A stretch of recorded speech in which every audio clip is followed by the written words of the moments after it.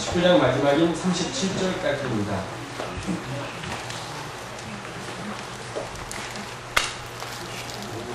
19장 33절에서 37절.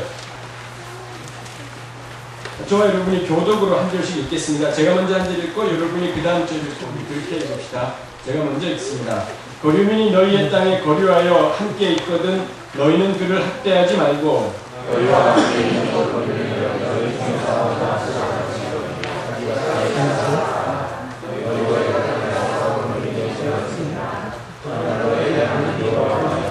너희는 재판할 때나 길이나 무게나 양을 잴 때 불의를 행하지 말고 공평한 시와 공평한 시와 공평한 대가와 공평한 일을 생각하라. 나는 너희를 인도하여 애굽 땅에서 나오며 너희를 하나님으로 하리라. 같이 읽죠. 너희는 내 모든 규례와 내 모든 법도를 지켜 행하라. 나는 여호와이니라. 아멘. 레위기 19장의 내용, 어제 저녁에 보았던 것 이어서 보겠습니다. 우리 33절에 거류민, 나그네에 대한 말씀을 우리가 33절에서 해주고 있는 것을 볼 수 있습니다.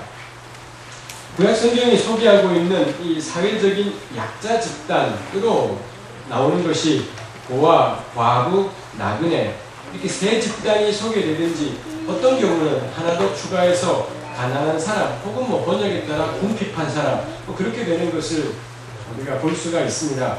나그네라고 되어 있고 여기서는 뭐 거류민 이것도 역시 한글 성경이 번역이 왔다 갔다 한 것이 있습니다만 뭐 나그네나 거류민이나 같은 단어가 달리 번역된 경우들이 아주 많이 있습니다. 왜 구약에 그런 집단들에 대한 소개가 많이 있겠습니까?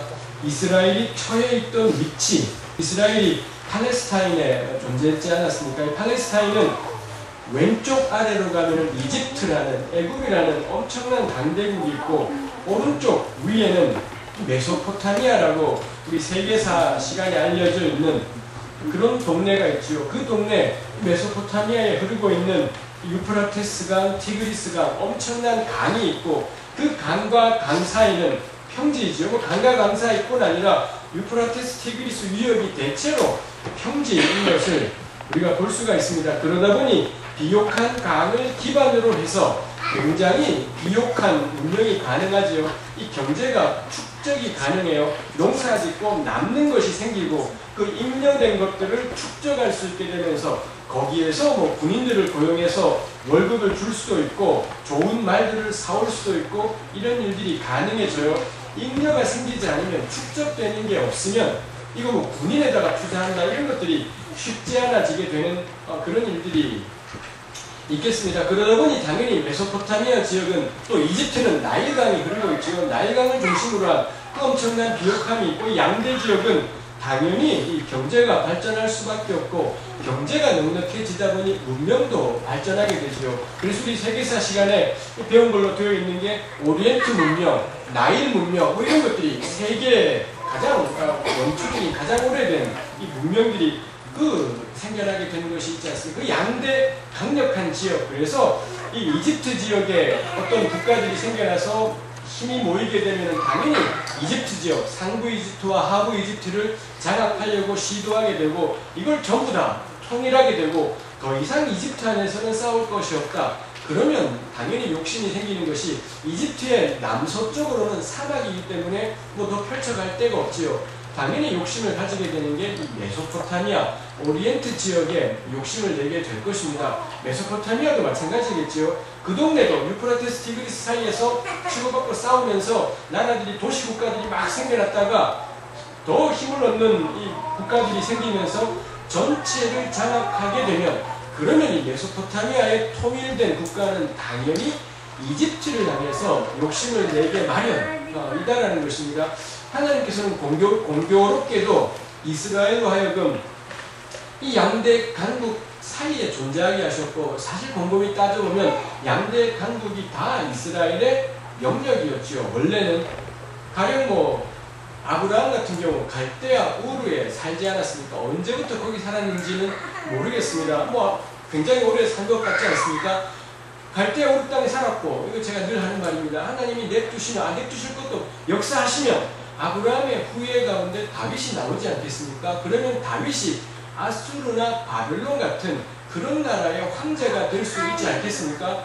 이 아수르가 주전 8세기경에 이 세계적인 국가로 발전하게 되어 엄청난 영토를 지배하고 주전 8세기 아수르 이래로 이 초강대국들, 제국이라고 정말 부를 만한 그런 나라들이 메소포타미아에 출현해요. 아수르, 바벨론, 그 다음에 페르시아, 그리고는 이 알렉산더의 그 헬라 제국, 그 다음에 로마에 이르기까지 주전 8세기 아수르 이래 메소포타미아는 항상 거기에 이 제국이 생겨났다. 중동 지역 전체를 장악하는 어마어마한 패권 국가가 형성되지요.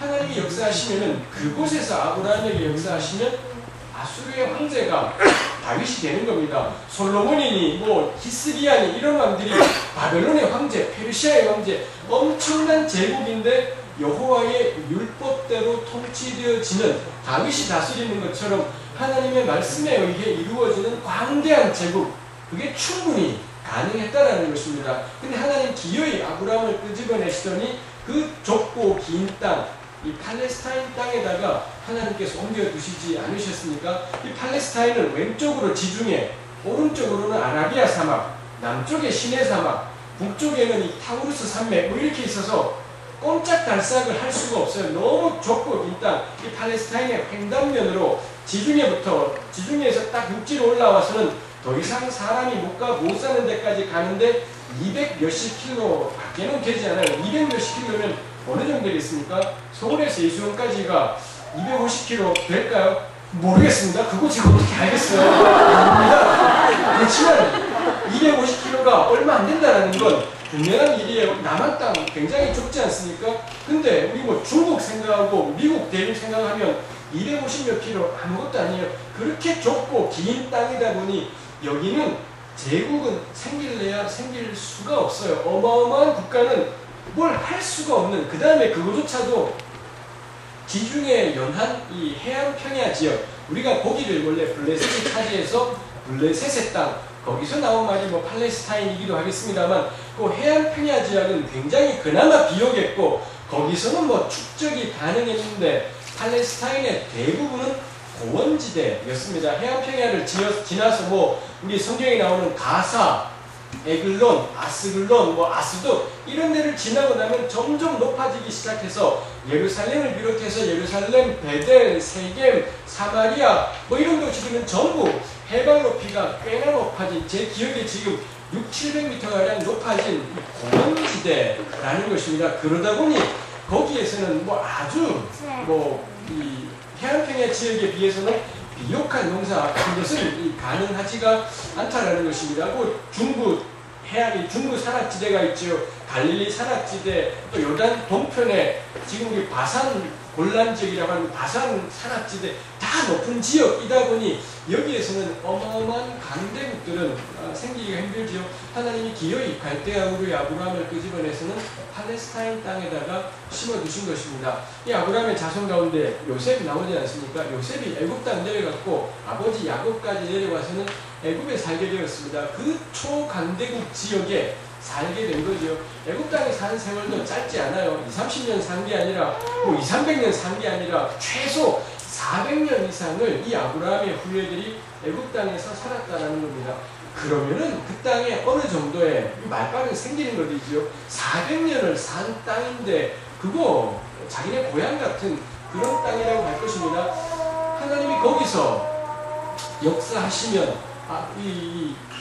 아브라함의 후예 가운데 다윗 나오지 않겠습니까? 다윗이 애굽의 바로가 되는 것입니다. 그 애굽이라는 어마어마한 비옥한 문명을 가진 초강대국의 황제가 이 하나님을 경외하는 사람이 애굽의 황제가 될 수가 있다라는 것입니다. 애굽은 다른 나라를 지배하고 군림하고 짓밟았어요. 아수르, 바벨론 전부 딴 나라 식민지 삼고 짓밟았습니다. 그렇지만 하나님의 백성이 애굽의 황제가 되어 바벨론의 황제가 되어 말씀대로 다스리는 세상, 그거 가능했지 않을까라는 겁니다. 근데 하나님 기어이 그 요셉의 후예 야곱의 여들을 끄집어내시더니 팔레스타인 땅으로 옮겨두셨다라는 겁니다. 그 좁고 긴 땅으로 옮겨두신 거지요. 그 이스라엘 나라가 가장 넓었을 때 다윗 솔로몬 시대의 지경이 현재 현재와 우리 지금과 연관해 보자면은 우리나라로 치면은 이 경상북도에다가 강원 남부 그 정도의 면적이었을 것이다. 그렇게 여겨집니다.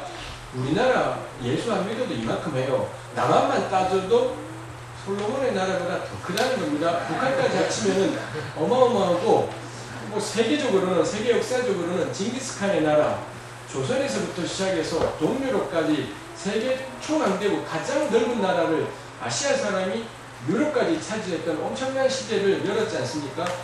예수 안 믿어도 돼요. 예수 안 믿어도 엄청나게 큰 나라를 이룰 수가 있고 강대국을 건설할 수 있다는 겁니다. 하나님이 역사하셨더니 어떻게 되었습니까?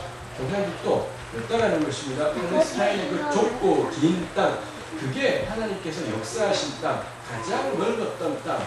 우리 사무엘 하에 보면은 그 다윗의 시대를 표현하기를 다윗이 어디로 가든지 여호와께서 그와 함께 하셨다. 그래서 어디로 가든지 이기게 하셨더라. 그런 말씀 나오는 걸 볼 수 있습니다. 어디 가든 이기고 누구와 싸워도 이기면 엄청나야 되잖아요. 경상북도예요. 하나님의 함께 하심, 어디로 가든지 이기게 하심의 내용이었다는 것이 명확하지요. 이것만 생각해 보게 되면 하나님의 나라는 쪽수와 면적에 달려있지 않다는 거 너무 잔연한 일이다 싶습니다. 그게 역사라면, 그게 하나님의 능력이라면 진작에 하나님은 전략을 바꿨어야 될 일이었다. 확실한 일일 것입니다. 내비두시면 돼요. 아브라함 그 땅에 살게 하셨잖아요. 야곱까지 내려갔지 않습니까? 거기서 은혜롭게 성령 충만하고 말씀대로 살고 말씀 복종하고 그러면 되잖아요. 잘 살면서도 예수님께 순종할 수 있어요. 큰 나라도 하나님께 순종할 수 있고 우리 겁나 풍성해져도 말씀대로 얼마든지 할 수 있지 않습니까? 근데 하나님은 기어이 끄집어내서 팔레스타인에 갖다 두셨더라라는 것입니다. 왜 그 땅에 고아하고 나그네가 많겠습니까? 이 첫날만에 이놈의 양쪽 나라들이 자기네 세지고 안정되잖아요. 그러면 저쪽이 먹고 싶어져요. 여기는 여기가 먹고 싶어지고 팔레스타인이 존재하는 유일한 통로이지요. 애굽이 이 메소포타미아를 진격하는데 한 방에 딱 이게 안 돼요. 가다 보면 중간에 병창기지 혹은 교통의 여지를 확보해야 되죠. 그게 어딘가요? 무깃도라는 것이죠. 무깃도가 그야말로 교통의 요지였었기 때문에 무깃도를 누가 차지하느냐, 이거 결정적인 것이라고 할 수 있겠습니다. 양쪽 다 무깃도를 차지하게 될 때 상대를 향해 공격해 들어가기가 굉장히 편안해지게 되지요. 걸핏하면 전쟁이 무깃도에서 일어나는 것입니다. 그 무깃도 지역을 무깃도 산지, 우리 성경에 그런 표현들이 나옵니다만 무깃도 산지를 히브리 말로 하르 무깃도라고 하고 그걸 헬라어로 음력을 하면 아마겟돈이라는 그런 단어가 되죠. 즉 요한계시록에 나오는 아마겟돈은 히브리 말이에요. 무깃도 산지라는 단어를 헬라말로 음력을 하다 보니 그렇게 된 거죠. 인류 최후의 전쟁이 어디서 일어나느냐? 무깃도 산지에서 일어난다 라고 요한계시록에 되어 있지 않습니까? 그만큼 이 팔레스타인 지역이라는 건 처참한 동네예요. 그 지역 고고학자들, 이 이스라엘 고고학을 하는 사람들이 그 땅에서 발굴해낸 유물들의 아주 많은 것들은 이 외국 사람들의 비석들, 외국 사람들이 기념비 세우고 그 땅에 와서는 나 여기까지 왔다, 여기 우리가 잘 다스렸다, 뭐 이런 식의 기념비들이 팔레스타인 땅에서 발견되더라라는 겁니다. 이렇게 끊임없이 전쟁을 쳐들어오니 팔레스타인에 관심이 있는 것이 아니라 더 큰 걸 먹기 위해서 일단 여기 눌러놓고 시작을 하는 거죠. 그러다 보니 팔레스타인의 왕들은 이 눈치를 봐야 돼요.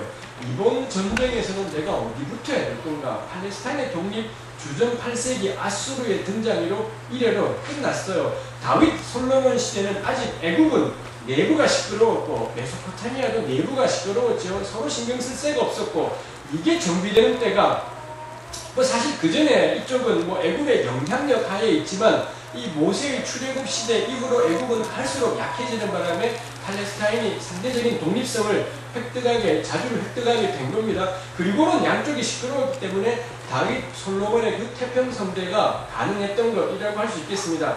그러다 주전 8세기에 아수르가 등장하면서 아수르한테 북왕국 멸망당했고 북왕국 옆에 아람이라는 나라도 멸망당하고 남왕국 유다 역시 아수르의 조공국 신세로 전락하게 되었지요. 이 지역의 왕들은 끊임없이 눈치 봐야 돼요. 이번 전쟁에는 아수르냐 애굽이냐 요거 잘못 판단해버리면 나라가 망하는 겁니다. 잘못 판단해서 나라 망한 나라가 북왕국이지요. 북왕국이 이거 아수르 날 샜다, 우리 힘 모아서 독립을 쟁취해보자. 쟁취 못했어요. 나라가 박살나고 멸망당하는 걸로 끝났지요. 그때 아수르가 침공할 때 왕이 아하스는 알았어요. 이거 우리 백날 난리 쳐봐야 안 되고 지금 아수르가 대세다라는 것 알았고 아수르로 뒤로 사신본에서는 비록 조공 국가의 신세로 전락했지만 나라의 명맥을 유지한 왕이 아하스 왕이라고 할 수 있지요. 어떤 구약학자가 그런 표현했어요. 그래서 이 지역 사람들은 일종의 정신분열증이었다. 왜냐하면 늘 눈치 봐야 됐기 때문에 나는 어디부터 해야 되나, 이번 전쟁에는 어디부터 해야지 우리가 살아남을 수 있나, 이게 그 중간에 끼인 땅의 특징이지요. 하나님이 그 백성을 인도하신 약속의 땅, 젖과 꿀이 흐르는 땅이 그런 땅이었다라는 것입니다. 우리 그럼 깨닫게 되면 뭐가 젖과 꿀이냐, 너무 쉬운 것이죠. 하나님이 젖과 꿀이에요. 하나님 여호와 한 분을 의지하고 살 때 그 강대국의 틈바구니 안에 그 나라가 살아내요. 존재해내고 존재해낼 뿐만 아니라 의미와 가치가 있어요. 다윗의 나라, 두고두고 구약의 모든 예언자들이 다가올 새로운 시대를 꿈꿀 때 새로운 다윗이 온다, 다윗의 나라가 온다, 그런 기대가 졌고, 신약시대에서도 사람들이 예수님의 놀라운 것을 볼 때마다 보라 저는 다윗의 자손이라, 그 좁고 긴 땅에 얼마 안 되던 독립의 시기였지만 그 시기가 가치가 있었다는 겁니다. 그거 두고두고 영속적인 영원한 가치를 지니게 됨이 있지요. 이 팔레스타인 땅이 젖과 꿀이 흐른다는 건 하나님이 그 땅에 함께 계신다, 하나님이 동행하시고 그들의 주가 계신다, 그게 저는 팔레스타인이 찬란하게 빛나는 땅이라고 믿게 되는 것입니다. 이렇게 전쟁들이 끊임없다 보니 이 지역 남자들은 늘 전쟁 나가요. 언제건 징집 땅에서 전쟁에 나가야 되는 거고, 나가면 죽는 거지요. 그러니 그 지역 전체 고아와 과부가 끊어질 날이 없어요. 온통 사방에 눈물 소리, 아비 없는 아이들의 소리가 바글바글하게 울려지던 곳이 그 땅이지요. 그리고 이렇게 북왕국이 망해요. 아람도 망해요. 이 약소국들이 걸핏하면 망했다가 새로 생겼다 하면서 생겨나는 게 뭐겠습니까? 나그네 집단이죠. 국경을 넘어서 또 돌아다니는 이런 나그네 집단들이 생겨날 수밖에 없지요. 고아, 과부, 나그네, 이 사람들은 이 팔레스타인의 숙명이에요. 이 끼인 땅에 존재하는 한 고아, 과부, 나그네는 끊어질 날이 없는 현실일 것입니다. 구약성경이 그 문제를 집요하게 언급하고 가고 있지요. 우리 구약의 가장 중요한 법이라는 게 창출, 레위신 5권의 책일 텐데, 이 책들이 줄기차게 붙잡아가는 게 이 고아, 과부, 나그네, 이 문제를 집요하게 붙잡아가고 그 사람들을 향한 배려와 그 사람들을 향한 구조적인 틀들 끊임없이 마련해 가는 것을 우리가 볼 수가 있습니다. 심지어는 우리가 지금 보고 있는 이 레위기 19장, 하나님을 닮아가는 거룩한 삶, 거룩한 삶의 내용이 무엇이냐, 그 영역에 한 자리를 차지하고 있는 것이 나그네를 어떻게 대할 것이냐, 그게 33, 34절에 나와 있는 것을 볼 수 있죠. 34절, 너희와 함께 있는 거류민을 너희 중에서 나은 자같이 여기라. 너희 중에서 나은 자, 이걸 한자말로 동포라고 부르겠지요. 같은 배에서 난 나그네를 동포처럼 여기라 라고 레위기 19장이 말씀을 하고, 더 나아가서 자기같이 사랑하라. 마치 동포이면서 또 동시에 자기 자신인 것처럼 나그네를 사랑하라, 이렇게 여기에서 말씀을 하고 있지요. 그러면서 뒤에 붙는 말이 너희도 애국 땅에서 나그네였었다, 그거 늘 기억하라 라고 이야기를 하죠. 옛날에 우리가 얼마나 쥐뿔도 없는 존재였는지 그거 기억하게 되면 지금 삶의 이 변화들이 가능하게 되는 것들이 있지요. 우리 이거 뭐 기억하지 않습니까? 구약 성경이 또 줄기차게 언급하는 게 너네 옛날에 종이었다, 너네 옛날에 나그네였다, 그 끊임없이 우리에게 환기시켜주는 것이 있습니다. 그거 우리 늘 기억해야 될 일일 겁니다. 우리 쥐뿔도 없었어요. 아무것도 가진 것이 없었는데 하나님의 은혜로 요것저것 소나기에 들어오게 된 것들이 생겨요. 그 순간부터 요거 넣기 싫어져요. 요거 넣기 싫어지고 일단 요건 확보해주고 그 다음에 요쪽 손, 이런 식으로 하게 되죠. 그때마다 하나님 우리에게 하시는 말씀이 너 옛날 종이었다, 너 쥐뿔도 없었다라는 거, 그거 생각할 때 쥐고 있는 내 손의 힘이 풀어지게 되지요. 손을 놓게 되고 언제건 다시 출발하고 새 출발할 수 있는 그런 은혜가 있다, 있습니다. 그거 우리 기억할 필요 있습니다. 이스라엘은 그래서 함께 살아가고 있는 외국인들, 그렇게 흘러들어온 외국인들은 땅이 없다 보니 대부분이 품삯 노동을 해요. 이스라엘에 땅 있는 이스라엘 집에 가서 품삯 노동하는 거죠. 자기 집에 와서 품삯 노동하는 어디서 굴러먹다 들어온지 모르는 이 외국인 노동자를 위해서 자기를 생각하는 겁니다. 나 옛날에 저랬구나, 우리가 옛날에 저랬구나 하면서 그렇게 흘러들어온 품삯 노동자를 동포로 여기고 자기 자신으로 이웃을 내 몸처럼 여기라, 그 유명한 말씀이 레위기 19장 18절인가 있었는데, 그거 이 나그네에게 고스란히 적용하고 있는 것을 우리가 볼 수 있습니다. 그 점에서 구약의 이 나그네에 대한 사랑은 저는 굉장히 특별한 말씀이다라고 생각합니다. 이스라엘이 가나안 땅에 들어가면 땅이 생기지 않습니까? 그런데도 불구하고 하나님은 너희는 이 모든 땅은 하나님의 것이기 때문에 너희는 그 땅이 나그네라고 이야기를 해요. 땅이 생겼지만 여전히 나그네로 살아가야 되는 것, 그거 이스라엘의 정체성이라고 할 수 있지요.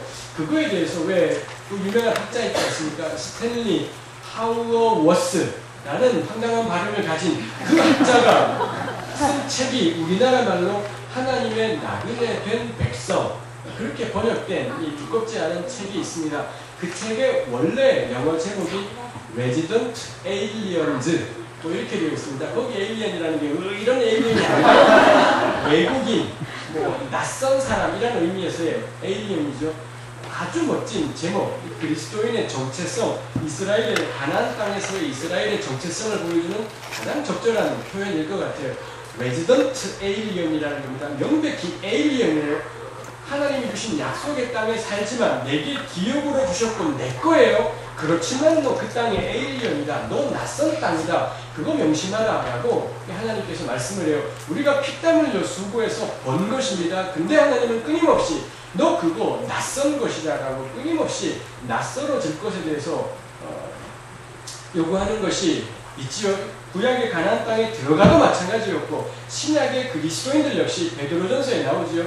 나그네와 행인 같은 너희를 권하노니 너네 나그네다 라는 것 줄기차게 강조하고 있습니다. 또 하나가 레지던트라는 것입니다. 레지던트는 영주권을 가진 것인 거겠죠. 저 영국에서 몇 년 공부를 했더랬습니다. 거기 가서 한 것이 이 공부하러 가면 3년 정도, 처음에 갔더니 3년 머무를 수 있는 권리, 레지던트 퍼밋을 줬어요. 3년간은 이 사람이 영국 땅에 머물러도 된다, 뭐 이런 걸 허용을 해준 거죠. 저 그 땅에 살았지만 그 땅에 거기 유학 시절에 굉장히 가깝게 친하게 지냈던 몇 가정, 한 10가정 정도의 가정들이 있습니다. 진짜 죽고 못 살 정도로 친하게 지냈습니다. 공부를 자파하고 공부를 거의 못하고 서로의 방해가 되고 진로에 방해가 되고 앞에를 다 갈아먹고 할지라도 같이 놀자 했던 그런 아주 친밀했던 가정들이 있습니다. 우리를 묶어준 것이 뭐냐?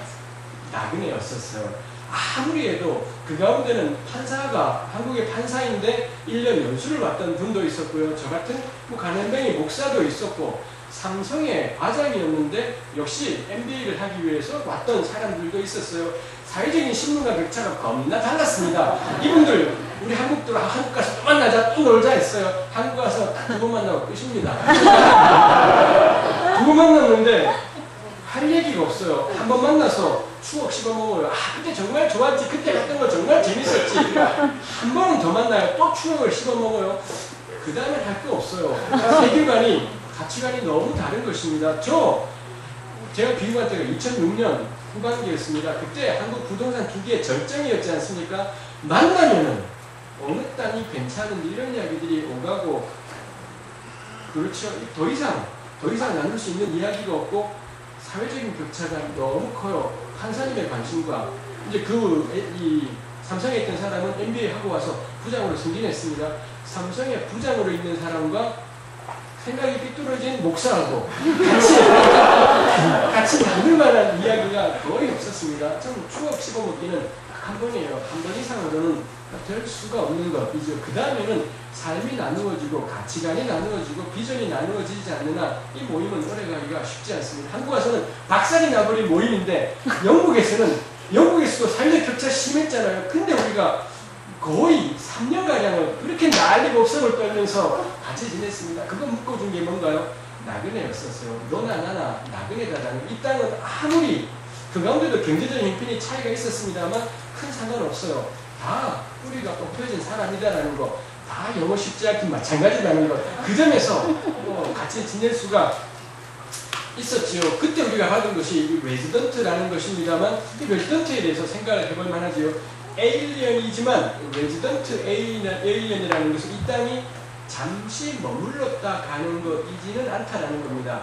나그네는 동네에 관심 없어요. 우리가 생각하는 나그네는 자기가 잠깐 머무르는데, 어떤 여관에 잠깐 머무르는데 뭐 그 동네 일에 개입하는 나그네가 있다면 오지랖 짱인 뭐 그런 일이 있는 거겠죠. 이거 안 될 것이겠죠. 나그네는 관심 없어요. 그렇지만 레지던트는 그 땅에 일에 관심을 가져야 된다. 그 땅에 영주권을 가졌고 살 수 있는, 살도록 부름받은 존재라는 겁니다. 이게 약해져 버리면, 레지던트라는 게 약해져 버리면은 이 땅에서 붕 떠버린 그런 신앙이 되겠다 싶은 것이 있습니다. 이거 참 중요한 것이죠. 레지던트 에일리언. 구약 성경이 줄기차게 이야기하는 것이 이 두 가지이다 싶습니다. 그래서 나그네를 바라볼 때마다 내가 에일리언이구나, 나도 똑같은 나그네로구나 라는 것을 기억하는 겁니다. 그 다음에 동시에 레위기 19장은 통째로 말하는 게 뭔가요? 레지던트의 중요성에 대해서 이야기하는 겁니다. 이 땅은 다 잠시 머물다 가는 땅이에요. 근데 하나님은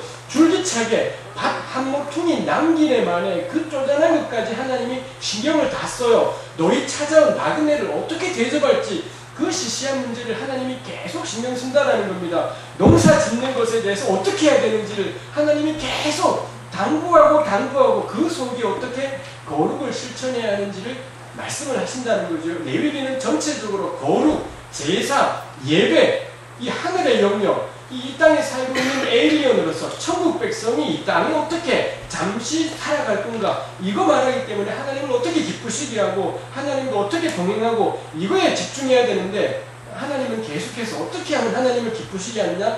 땅에 몸붙여 살아라. 너 그 땅에 뿌리 내리고 살고 그 땅에 농사 지을 때 한 모퉁이 남겨라. 그리고 가다가 흘리는 것 다 절대 다시 줍지 마라. 그리고 재판할 때 제대로 판단해라. 기도하고 난리치고 하지 말고, 그 사람의 낯짝 봐주지 말고, 신분 봐주지 말고, 그 지은 죄대로 평가하고 벌 주고 상 주고 해라. 이거 하나님께서 계속 말씀하는 거죠. 우리의 들썩들썩하는 엉덩이를 꽉꽉 눌러앉히는 것입니다. 그러면서도 동시에 그래서 꽉 눌러앉아서 벌게 된 것들이 있지 않습니까? 그건 자꾸 놓으라는 거예요. 그건 자꾸 놓아라. 그건 네 거 아니다. 자꾸 놓아라라고 말씀을 하고 이렇게 말씀하시는 것이 있죠. 그게 저는 레지던트 에일리언의 의미라고 생각합니다. 이게 정확하게 정반대로 된 게 뭐겠습니까? 대한민국 교회.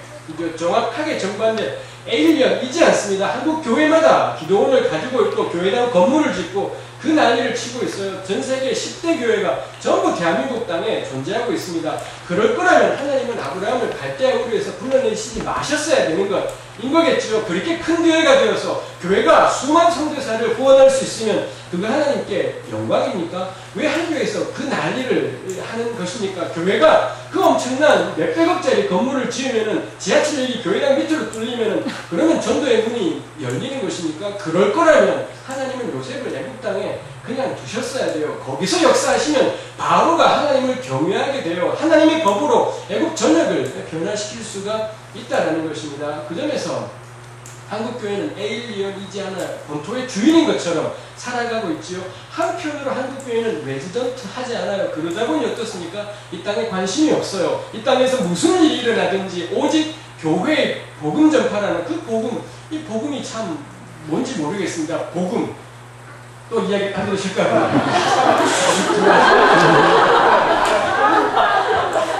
교회 레지던트 하지 않아요. 이 땅의 문제에 아무 관심이 없지요.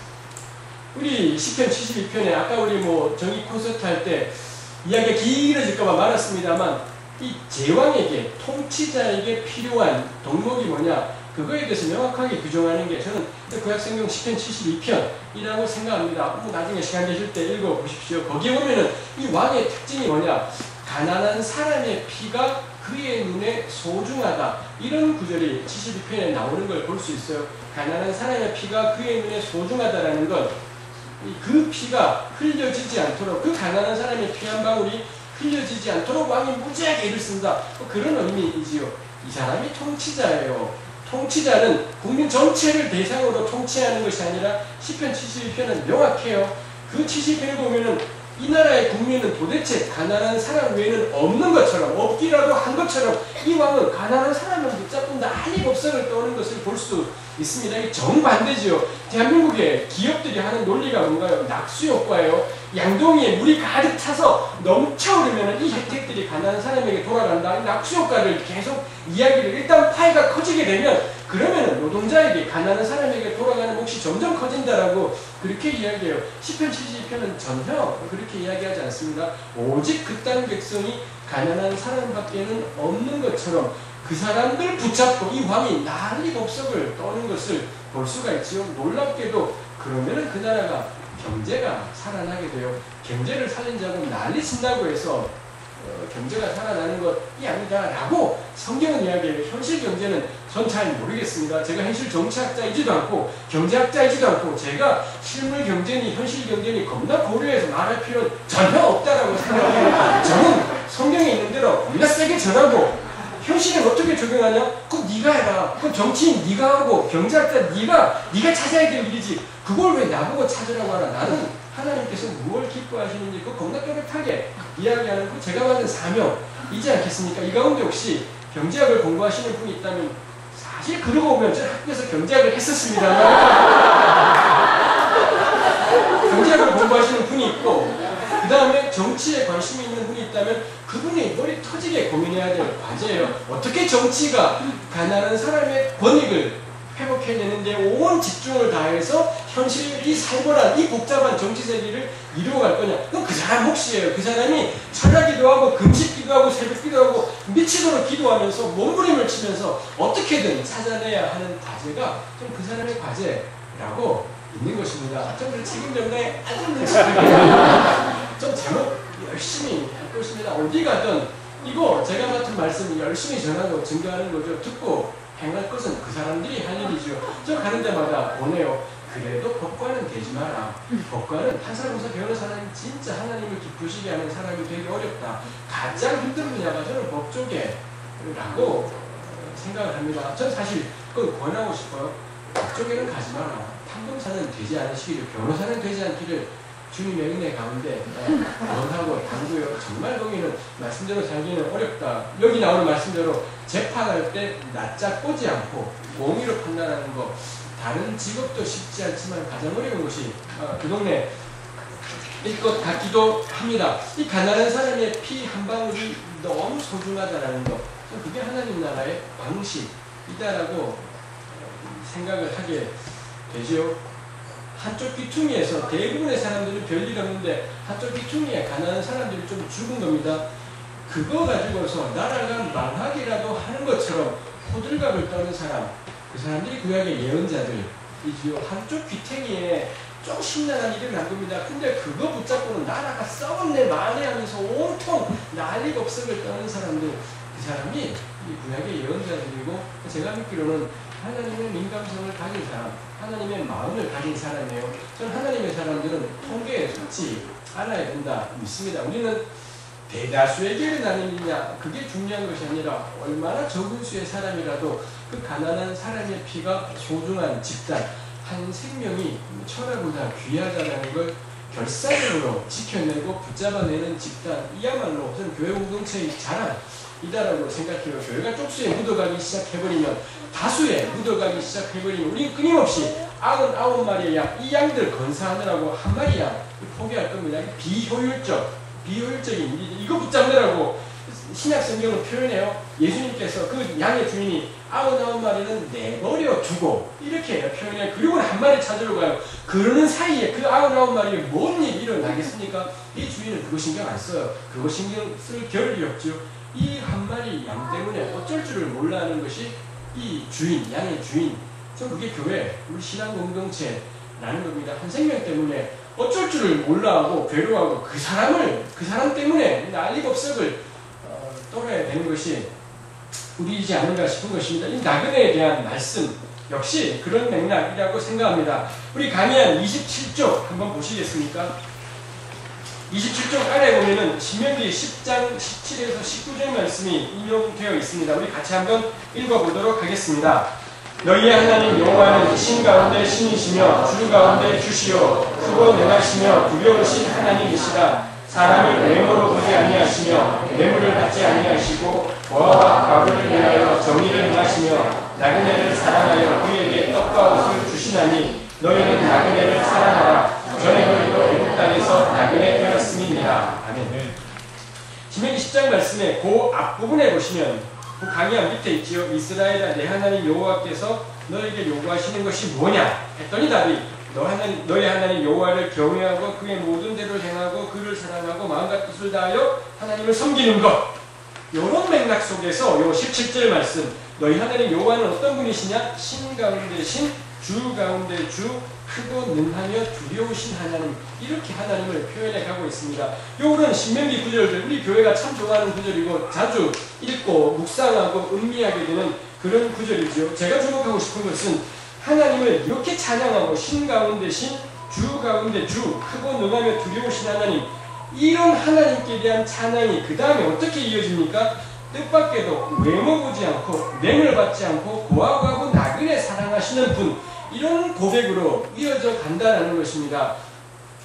이거 가능한 것인가? 우리 조직 신학에서 왜 우리 교리 있지 않습니까? 교리를 다루어가는 신학의 한 분야를 조직 신학이라고 부르기도 하고 보수적인 신학교에서는 뭐 변증학 뭐 이렇게 부르기도 하고 그렇습니다. 이 조직 신학이니 교리학이니 변증학이니 이 동네 이 하나님의 신 가운데 신, 주 가운데 주, 크고 능하신 분 뭐 이런 것들을 통해서 하나님의 속성, 하나님의 성품 뭐 이런 이야기들을 아주 길다랗게 할 것입니다. 그 어떤 조직신학 책에도 명확하죠. 제가 읽은 책의 수가 워낙 적기 때문에 뭐 객관적이지 않습니다. 그냥 말하는 겁니다. 그 어떤 조직신학 책에도 크고 능하신 하나님께 대한 선포가 고아와 과부와 나그네를 사랑하시는 분으로 구현된다.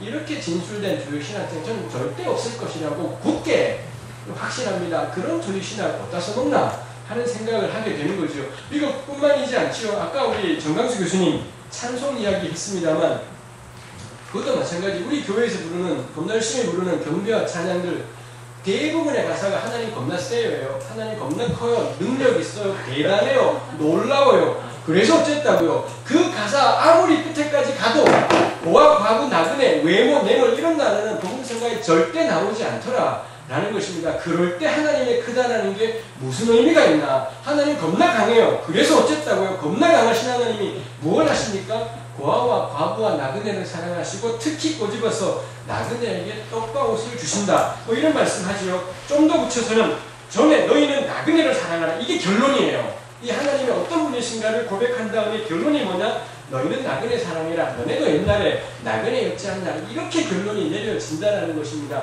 이거 대단하지요. 하늘은 땅과 딱 붙어 있어요. 너네 하늘을 겁나 찬양하고 싶냐? 하나님의 위엄을 찬양하고 싶냐? 이 땅이랑 딱 붙어요. 땅에 있는 내 곁에 있는 고아, 과부, 나그네. 이 고아와 과부와 나그네가 한도 끝도 없이 양산되고 있는 그런 세상이지요. 그 세상을 바라보게 만들더라라는 것입니다. 하나님 찬양하는 거, 하나님의 높으심을 찬양하는 거 유감스러울 때가 전 참 많다 싶습니다. 하나님의 높으심을 찬양할 때마다 우리 저절로 고개가 하늘을 쳐다보게 돼요. 손이 하늘로 들려지게 되지요.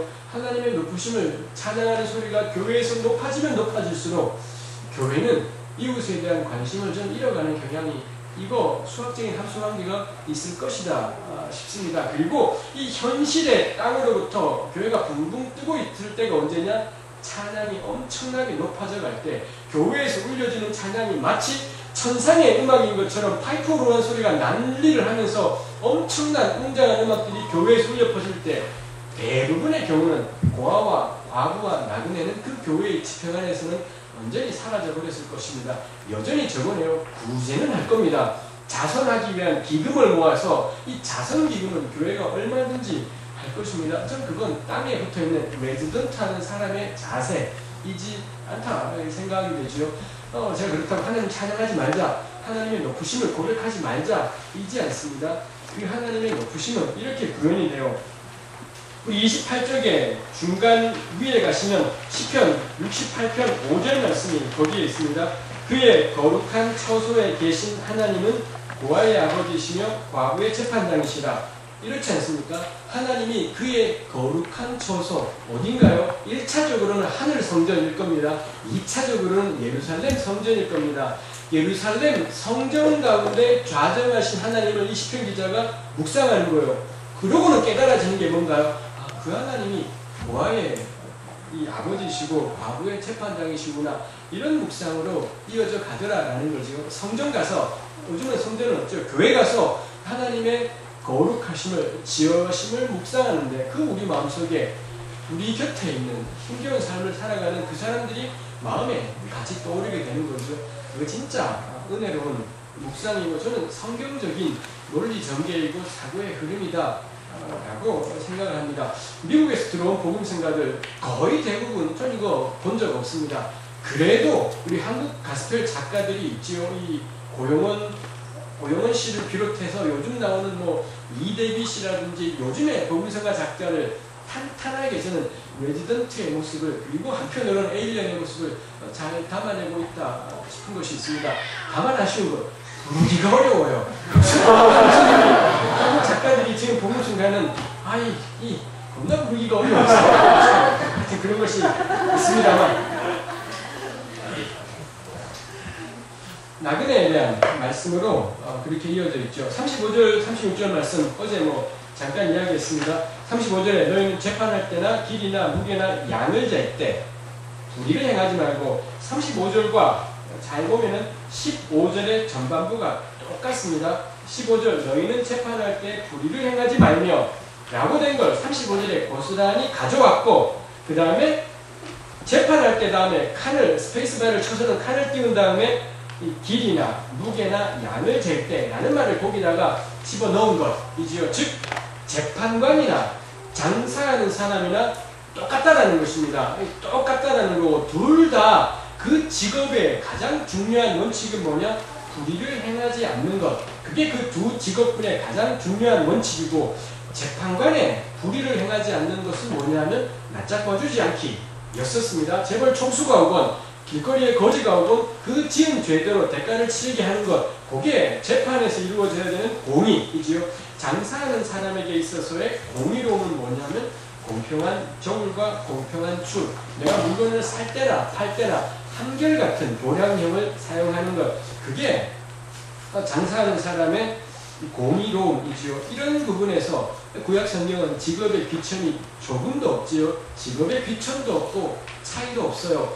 무슨 직업을 가졌건 기 좋은 거 하는 겁니다. 너 재판하는 거 좋냐? 너 요즘으로 치면 우리나라에 재판관 되는 건 겁나 공부 잘하는 사람들이죠. 너 공부 좋냐? 너 공부해라. 너 공부하기 싫냐? 너 장사해라. 뭐든 똑같아요. 공부를 잘해서 재판관이 되기나 말기나, 공부하기 싫어서 나는 이런 거 재주 있어서 장사꾼이 되든 말든 어디 가서든 그 두 직업군이 할 일은 공의롭게 살아가기, 공의를 자기 직업의 현장에서 실천해 가기죠. 정말 직업의 귀천을 없애는 게 뭔가요? 이 하나님 나라 백성으로 살아가는 삶이죠. 하나님 앞에서의 거룩한 삶에 힘쓰게 되는 그거야말로 직업의 귀천을 사라지게 하는 그런 것을 우리가 이 말씀에서 발견할 수가 있을 것입니다. 레위기 19장이 이야기하고 있는 말씀이죠. 거룩에 대한 말씀이 19장의 주제였었는데, 그 사이사이에 보니 이웃들과의 삶, 특히 가난한 사람들에 대한 이러저러한 제도적인 방침들을 마련해 놓고 있고, 그걸 가리켜서 레위기 19장은 거룩이라고, 하나님을 닮아가는 삶이다라고 그렇게 규정하고 있더라라는 것입니다.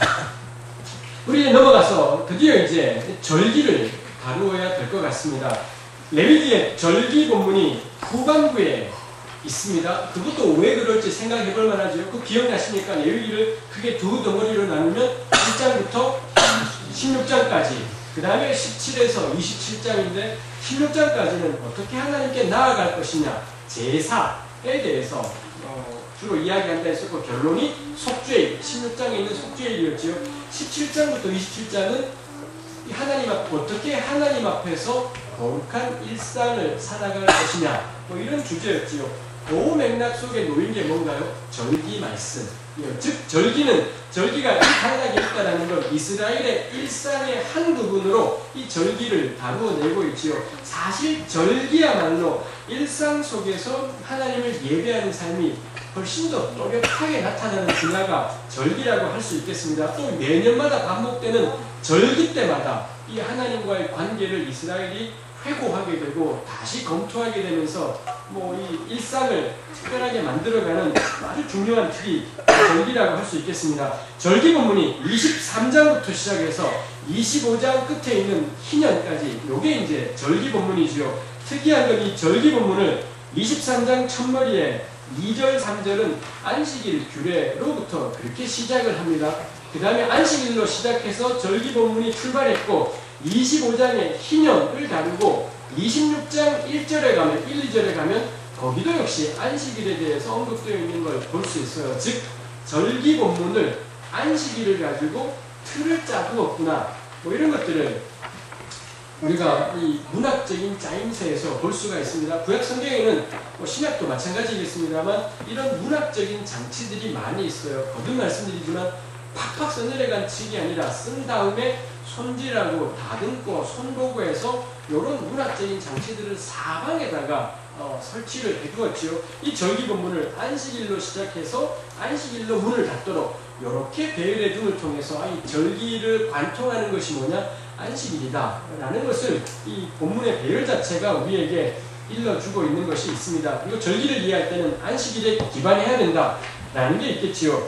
2절 말씀에 하나님이 선포하는 절기라고 되어 있고 3절에 엿새 동안은 일할 것이요 일곱째 날은 쉴 안식일이니 성회의 날이라. 너희는 아무 일도 하지 말라. 이는 너희가 거주하는 각처에서 지킬 여호와의 안식일이니라. 요 패턴 엄밀하게 말하면 3절이 안식일 규례이겠습니다만 숫자 7 일곱째 날이 안식일이다. 숫자 7 그 다음에 아무 일도 하지 말라. 성회 거주하는 각처 뭐 이런 것들이 안식일날 사용되고 있는 중요한 표현이죠. 그 표현들이 그 다음 절기부터 줄기차게 반복이 돼요. 절기 본문이 레위기에만 있지 않습니다. 출애굽기에도 있고 민수기에도 있고 신명기도 있고 다 있어요. 근데 책들마다 이 절기를 풀어나가는 방식이 조금씩 다릅니다. 출애굽기랑 신명기는 거의 똑같이 절기를 다루어 가고 있고 민수기는 완전히 특이한 방식으로 이 각 절기 때마다 드려지는 제사들이 뭔지 뭐 그런 측면에서 민수기는 아주 길게 다루고 레위기가 그런 점에서 출애굽기 신명기가 우리가 보통 절기 그리면 머릿속에 떠오르는 게 뭐 6월절, 이 맥추절, 초막절 이렇게 세 절기가 떠오르시겠습니다만 출애굽기 신명기가 요 3대 절기 체제로 절기를 풀이하는가 하면 레위기는 그렇지 않다는 겁니다. 안식일부터 시작해서 희년을 거쳐서 안식일로 마무리되게 이렇게 배열하고 있는 아주 특별한 이 책이 레위기이지요. 그래서 의도적이에요. 안식일 패턴으로 이해하시오. 뭐 결론적으로 희년 역시 안식일의 겁나 큰 확장, 그게 희년이다라고 할 수 있습니다. 희년을 지키지 못한다라는 건 사실 일상의 삶 속에서 안식일을 지키지 못한다고 뭐 직접적으로 연결된다라는 게 레위기의 규정이라고 할 수도 있지요.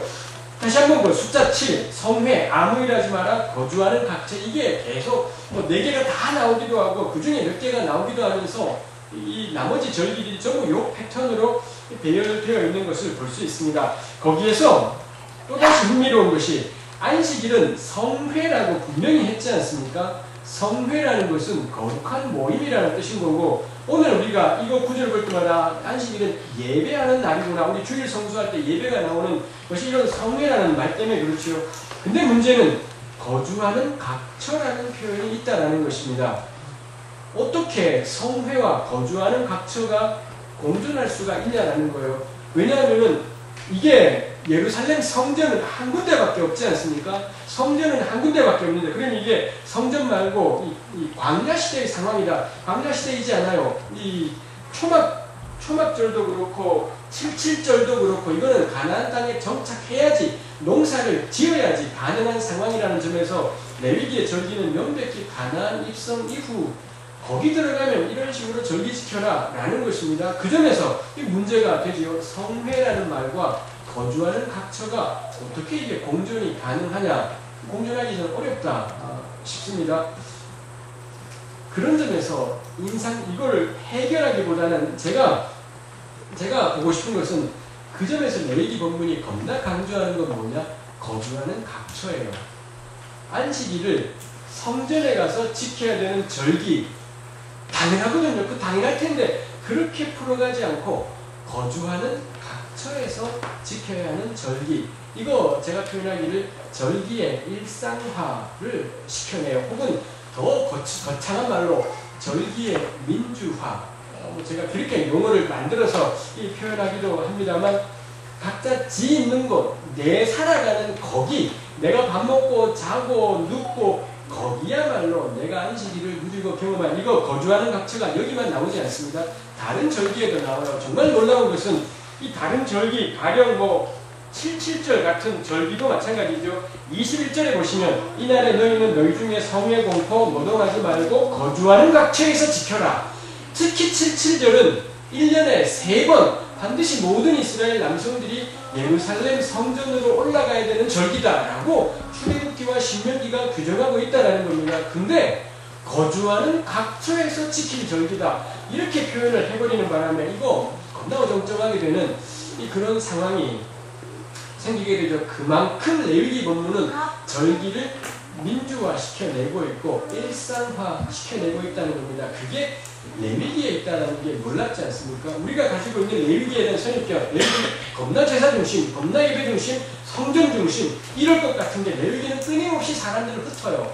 계속 사람들을 흩어서 너 있는 곳에서 그렇게 이야기합니다. 그런 점을 또 볼 수 있는 게 23장 2절에 보면 이 절기 본문의 대상이 누구냐면 이스라엘 자손에게 말하여 이르라, 이렇게 되어 있어요.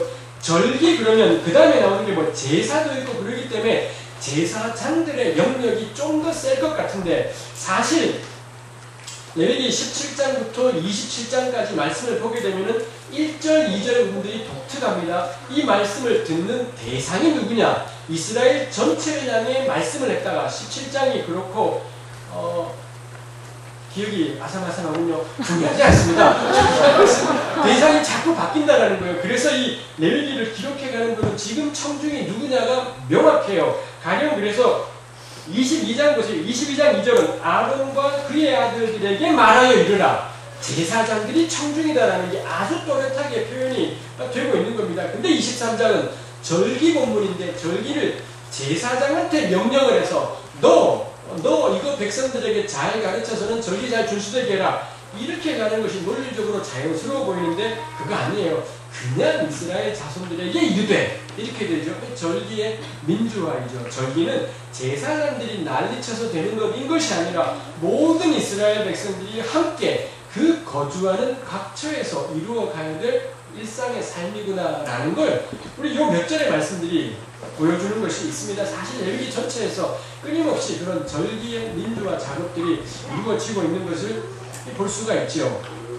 그 다음에 아까 제가 콘서트 할 때 잠깐 이야기했던 것입니다만, 거주하는 각처에서 지킬, 요거 히브리말 단어에 없는 것입니다. 그냥 히브리말을 직역하자면 너희가 거주하는 각처의 여호와의 안식일이라, 그렇게 직역할 수 있겠습니다. 근데 그거를 한글로 번역하신 분이 불편하다 보니 영어는 다 그냥 히브리말을 직역한 것을 영어 성경으로 번역했습니다. 우리말 성경만 너희가 거주하는 각처에서의 여호와의 안식일, 이렇게 하면 되는데 큰 무리는 없는데 그렇게 안 한 겁니다. 이 한글 번역자가 지킬이라는 말을 집어넣은, 지키다라는 명백한 동사가 있는데 여기 없는데 말입니다. 지키를 집어넣었죠.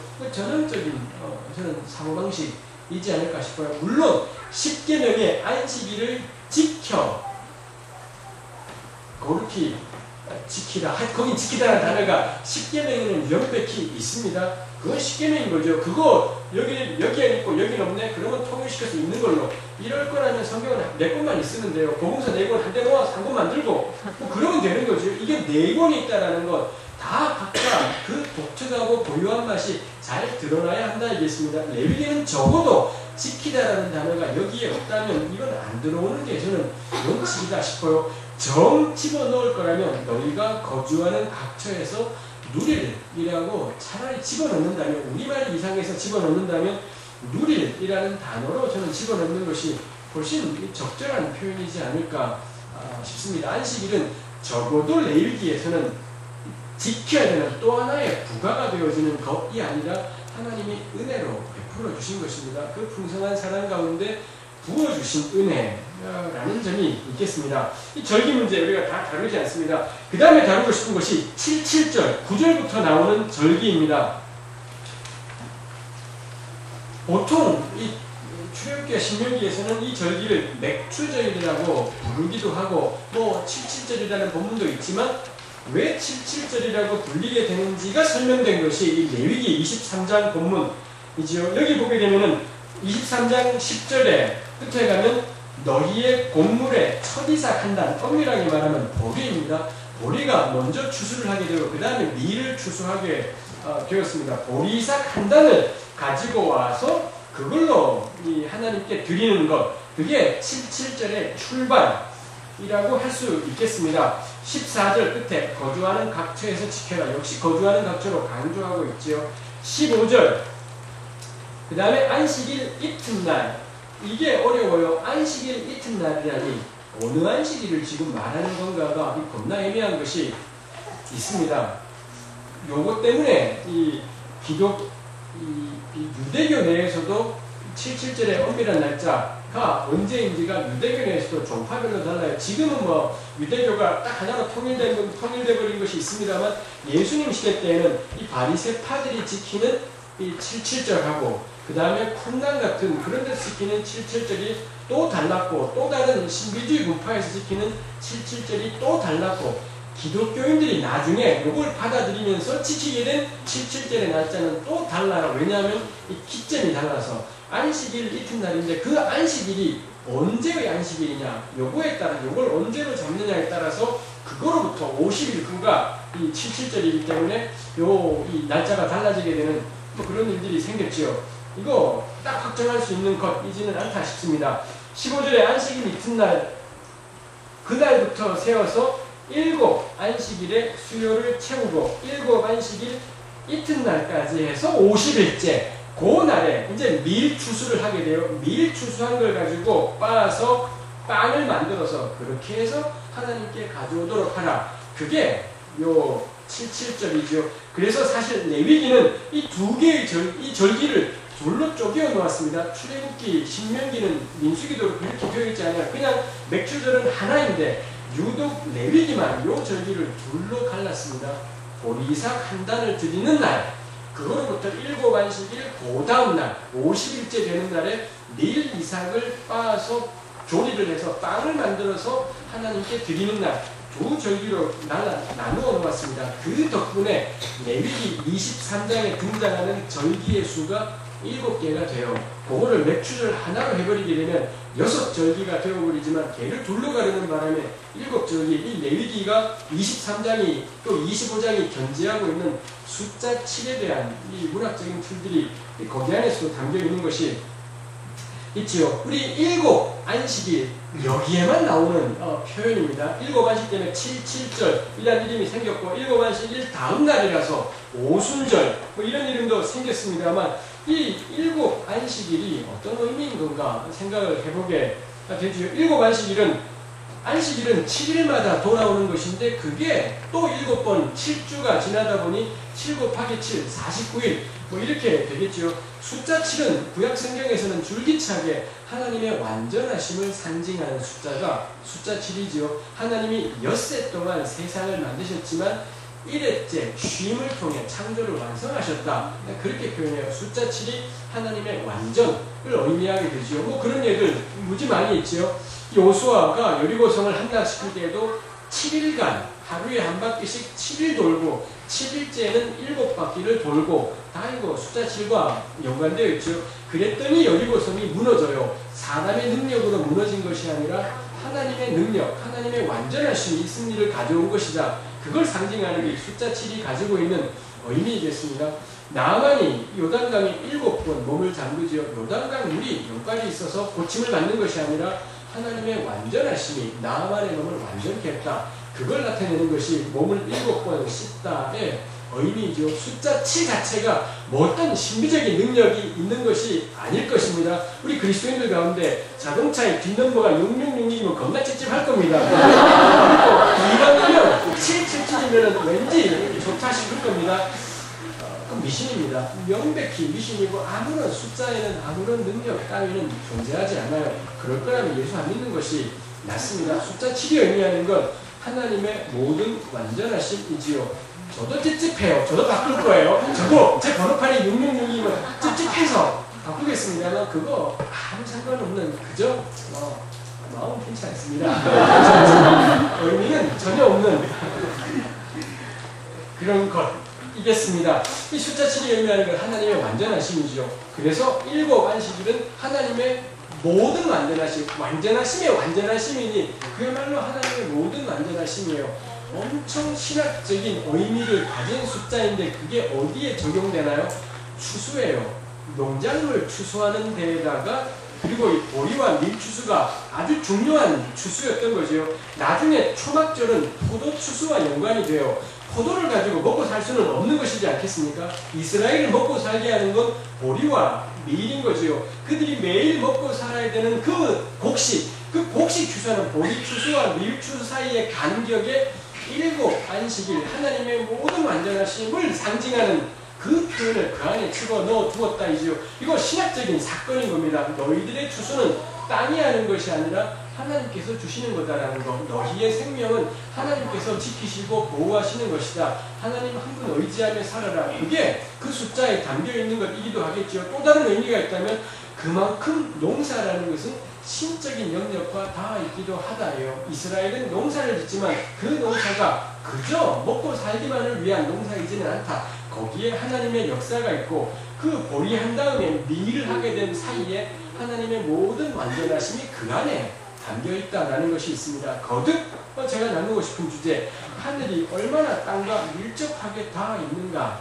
이지요. 이 하늘의 모든 것들이 다 있어서 땅의 모든 일들을 신성하게 만들어요. 이 추수하는 것조차도 엄청 거룩한 작업으로 승화시켜내고 있는 것이 그거 레위기에 이런 말씀이지 않을까. 철저하게 레지던트의 모습을 우리에게 보여주는 것이 있습니다. 이렇게 절기를 풀어나가면서 특이하게도 이 77절 절기의 마지막에 붙은 것이 뭔가요? 22절 말씀이에요. 너희 땅에 곡물을 벨 때 밤 먹히니까지 다 베지 말며 떨어진 것을 줍지 말고 이 작물 추수 바로 다음에 혹시라도 이 백성들이 잊을까봐 너네 추수할 때 모퉁이 남겨둬라. 그거 다 거두지 마라. 왜냐? 난 너희 하나님 여호와이니까. 너희를 살게 하는 것은 이 곡물이 아니라 작물이 아니라 땅이 아니라 하나님이 너희를 살게 하는 것이니까. 계속해서 그 일상의 현장 속에서 함께 살아가고 있는 이 가난한 이웃들을 돌아보고 그들을 위해 일정하게 남겨둘 것을 끊임없이 명령을 해요. 전부 다 거두어 간 다음에 가난한 사람에게 나누기 그가지 말라는 겁니다.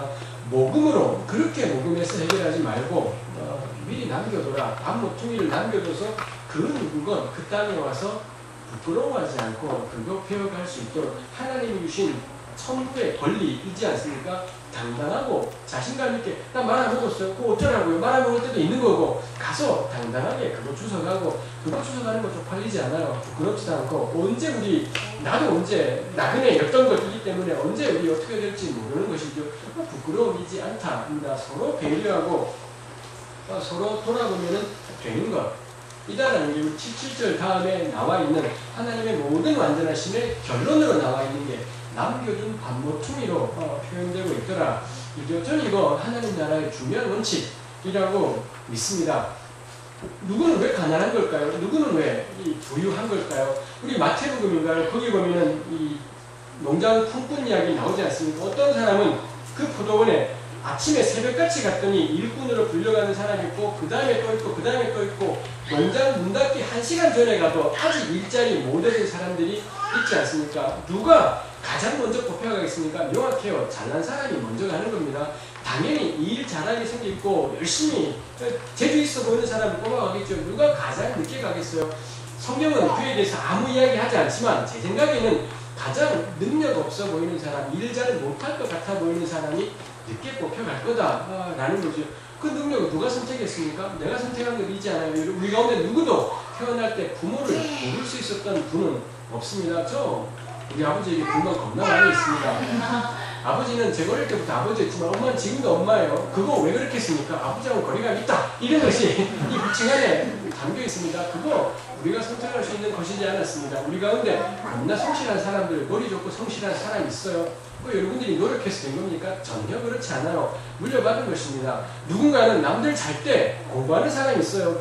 잘한 건가요? 그렇지 않아요. 거의 대부분은 물려받은 것입니다. 부모로부터 부지런한 성품, 성실한 성품, 잘 포기하지 않는 성품, 거의 대부분 우리가 물려받은 거죠. 물려받은 것 때문에 이 땅에서의 삶의 질이 너무 달라져 버린다. 전부 불합당한, 합당하지 못한 일이지 않을까 생각하게 돼요.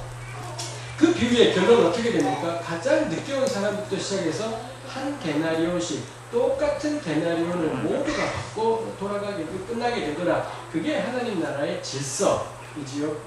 너무 당연하지요. 왜냐하면 그 능력은 내 것이 아니었기 때문에 하나님이 주신 것이었기 때문에 그걸 가지고서 그 사람들이 받는 보상이 달라진다는 건 말이 안 되는 이야기이지요. 그러면 왜 그런 일들이 있겠습니까? 잘난 사람은 하나님이 잘나게 하신 것이 있지요.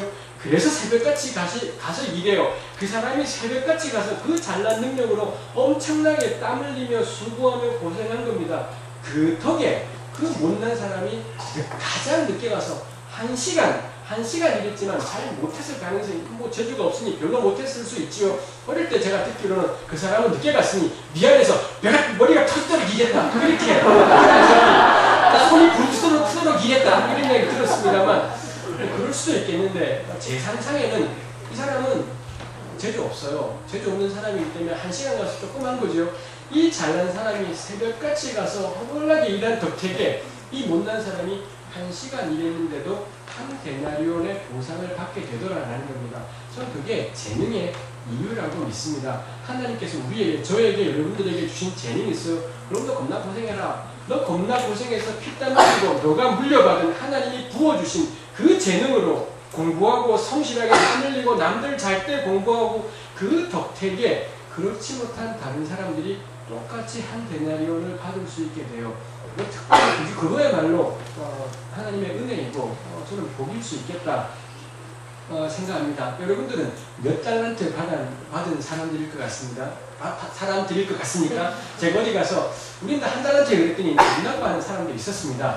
한 달란트 일지언정 목사님 그렇게 말씀하지 마십시오 하시는 분이 있었습니다만 우리가 달란트를 많이 받은 이유는 재능을 다르게 표현한 이유는 채우기 위해서요.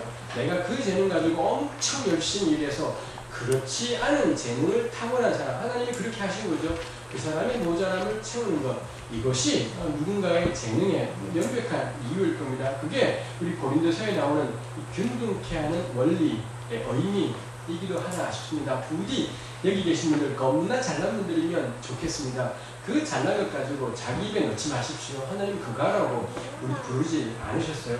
그 잘난 것 가지고 다른 사람 살피는 겁니다. 그 잘난 것 가지고 남 돌아보는 것이 필요하지요. 제가 어제 꼭 했어야 되는 말인데 안 한 것이 있습니다.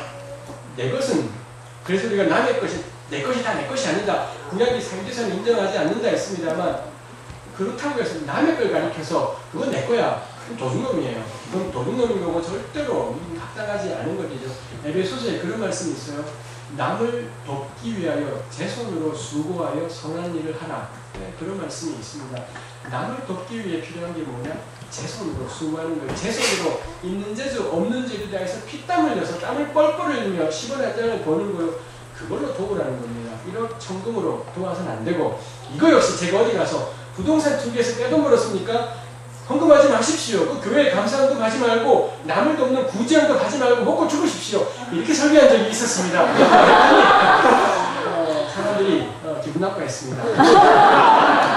옳지 않습니다. 당연히 제가 생각해 옳지 않은 것 같아요. 부동산 투기해서 떼돈을 벌었다는 그걸로 좋은 일 하십시오가 상식적일 것 같습니다. 제 취지는 정말 남 돕는 돈은 피땀이 내 땀이 들어가고 내 정성이 들어가고 내 눈물이 들어가는 돈, 그거 헌금해야 돼요. 그런 건 남 도와야 되고 그러는 겁니다. 우리의 재능이 그렇게 지어지죠.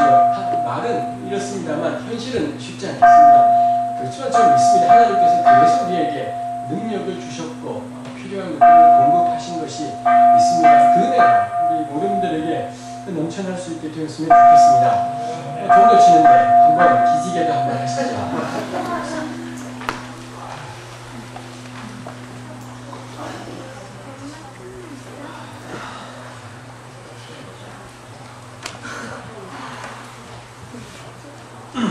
뭐 들으시다가 혹시 졸리거나 그러시면 일어서서 뒤에 나가서 좀 왔다 갔다 하셔도 괜찮고 그렇습니다.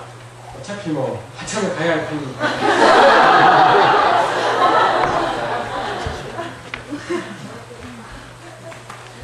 그 다음에 우리가 다루고 싶은 것이 이제 25장으로 넘어가 보도록 하겠습니다.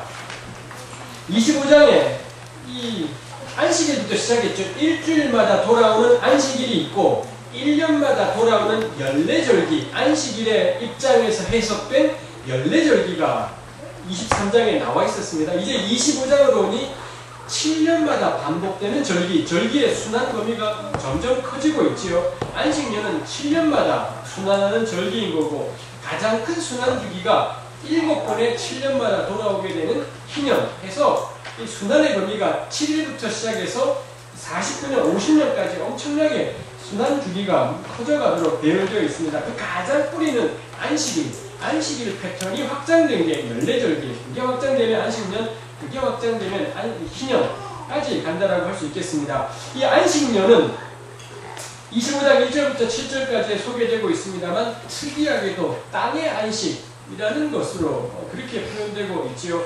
안식년의 사실 원칙적인 이 겨냥은 사람이라기보다는 땅이라고 할 수 있겠습니다. 땅도 뭐 이 성경의 독특한 관점이지요. 이 피조 세계를 살아있는 것으로 그렇게 다루고 있지 않습니까? 땅이 마치 살아있는 피조물이라도 한 것처럼 생명을 가지기라도 한 것처럼 땅도 역시 6년을 그 땅을 경작했다면 7년째에는 그 땅을 쉬게 하라. 경작하지 말라. 그렇게 하나님께서 명령으로 말씀하고 있는 것을 볼 수 있습니다. 땅을 인격적으로 지금 대하시는 것이 있지요. 사실 뭐 레위기의 다른 곳에 보면 땅이 사람을 토해낸다. 뭐 이런 말씀도 나와 있는 걸 볼 수 있습니다. 글쎄요. 오늘날에는 우리가 버려야 될 이 과거의 뭐 그런 표현인 것인지 아니면 오늘날에도 여전히 우리가 땅을 살아있는 것으로 보는 것이 합당한 것인지 저 개인적으로는 약간은 애매한 것이 있습니다. 땅이 토해낸다라는 게 이 문학적인 표현인 것인지 아니면은 사실적으로 우리가 땅이 살아있는 그런 이 대상으로 보아야 되는 건지 애매한 것이 있습니다만 적어도 레위기는 그렇게 땅을 접근하고 다루어 가요. 그래서 7년 안식년의 모든 초점은 1차적인 초점은 땅에 있습니다.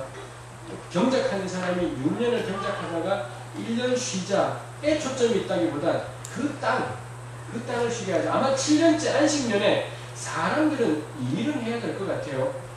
1년 내내 뒹굴뒹굴 이거는 아닐 것 같습니다. 거기도 역시 엿새 동안은 어떤 일이든 일을 하고 열심히 수고하고 일했자는 쉬고 이 패턴이었지 않았을까? 이 성경에 나와 있지 않는 내용이기 때문에 모르겠습니다만 1년 내내 노는 일을 하지 않을 겁니다. 1년 내내 노는 건 땅이에요. 땅에 대한 경작은 쉬어야 된다라는 게 있지요.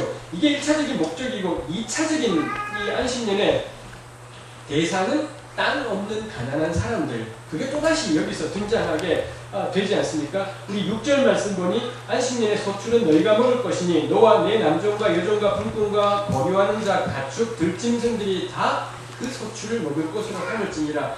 경작은 하지 않지만 노동력을 투여하진 않지만 저절로 자라나는 것들이 일정한 분량이 있더라라는 겁니다. 그건 누구 거냐?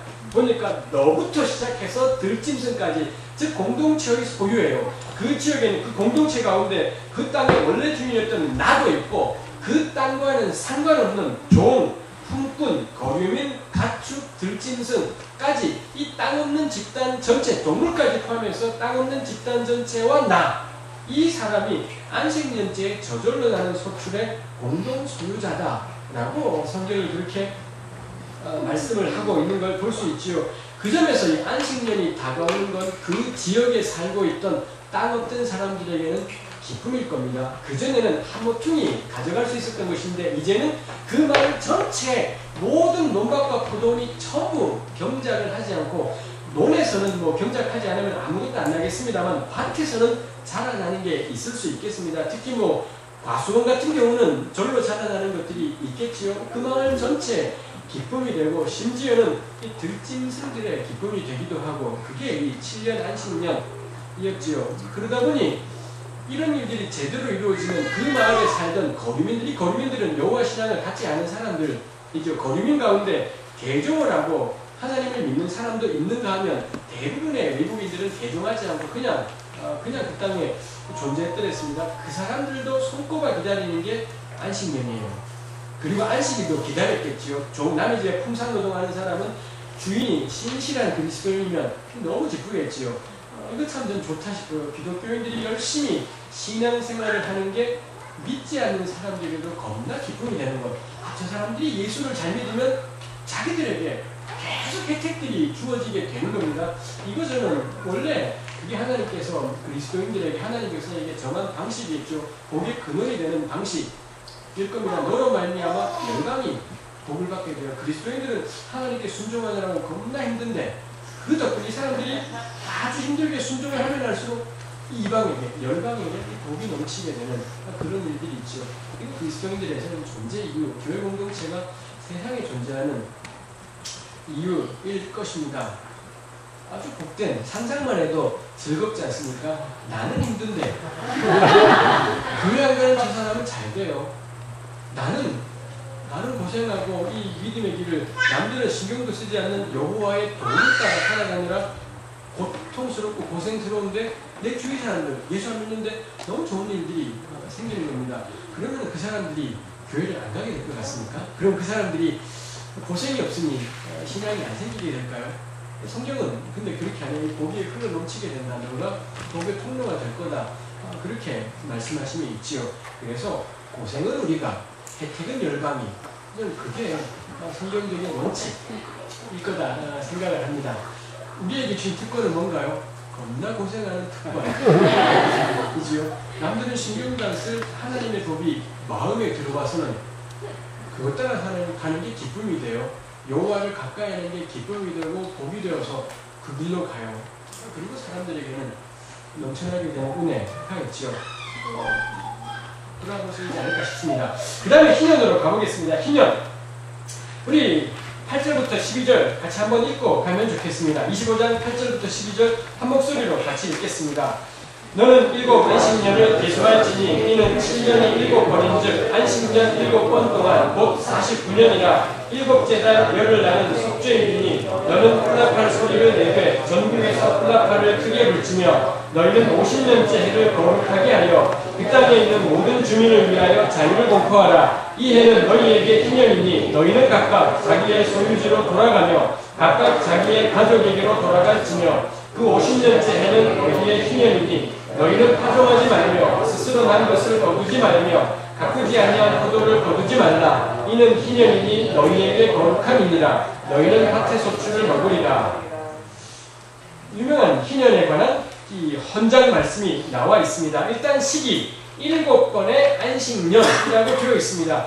우리말로는 아까 우리 77절은 7 안식일이라고 했고 여기는 7 안식년 했지만 히브리말에 그냥 안식이라는 단어가 있습니다. 안식이라는 단어를 문맥에 따라 안식이라는 추상명사로 번역하기도 하고 어떤 경우는 안식일이라고 번역하기도 하고 여기서는 안식년이라고 번역을 했어요. 한 단어를 문맥에 따라 다 다르게 번역을 한 거지요. 결국 아까 우리 23장에서 보았던 7 안식하고 똑같은 표현이 25장 8절에도 7 안식이 쓰여 있구나라는 것을 깨닫게 되죠. 결국 이 77절이라는 것은 희년을 이야기하기 위한 이 세팅이었던 것이죠. 이 7 안식이 갑자기 어디서 나온 거야? 보니까 77절 보리추수와 밀추수 사이의 간격 그게 7 안식이었는데 그 패턴을 연에다가 한 해 한 해에다가 적용을 시켰더니 그게 희년이 되더라라는 것이 있지요. 그 점에서 레위기는 77절과 희년을 같이 결합시키고 있는 것을 볼 수가 있죠. 그 얘기를 하기 위해서 이 77절 이야기가 나왔다라고 할 수 있겠습니다. 그 점에서 레위기의 절기규례는 희년을 향해 있구나라는 것도 우리가 생각할 수 있죠. 안식일부터 시작해서 그냥 숫자 7, 그 다음에 7 곱하기 7, 그게 가장 큰 7 곱하기 7에서 안식일부터 시작해서 이 모든 초점이 희년을 향해 겨냥되어 있는 그런 체계이죠. 그 점에서도 레위기 25장의 희년 규례는 25장 8절부터 마지막 절까지 나오는 규례인 것이 아니라 레위기 전체가 향해 있는 규례라고 이야기할 수 있겠지요. 그 다음에 이 17장부터 27장까지의 거룩한 일상의 삶의 규례의 마지막 부분에 위치한 것도 절기이지 않습니까? 그 점에서도 이 희년 규례가 가지는 중요성은 아주 크다라고 할 수 있겠습니다. 그 다음에 이 7 안식 고타 후에 희년이 시작된다면 이스라엘의 새해는 7월부터 시작이니 7월 1일부터 희년이 시작돼야 마땅할 텐데 9절에 보니 7째 달 여름날 그날을 속죄일이라고 밝혀두고 있지요. 7월 10일부터 희년이 시작되도록 하였다라는 것입니다. 굳이 7월 1일부터 하는 것이 너무 당연한데 열흘을 기다려서 속죄일날 희년이 시작되도록 성경이 그렇게 규정을 하죠. 속죄일은 이스라엘의 죄가 용서되는 날이에요. 죄와 허물이 하나님께로부터 정결케 되는 날인데 그날 토지와 몸의 자유, 이게 회복되는 일이 일어난다는 거죠. 토지와 몸의 자유라는 경제적인, 지극히 사회 경제적인 해방 조치가 이루어지기에 가장 적절한 날이 언제냐?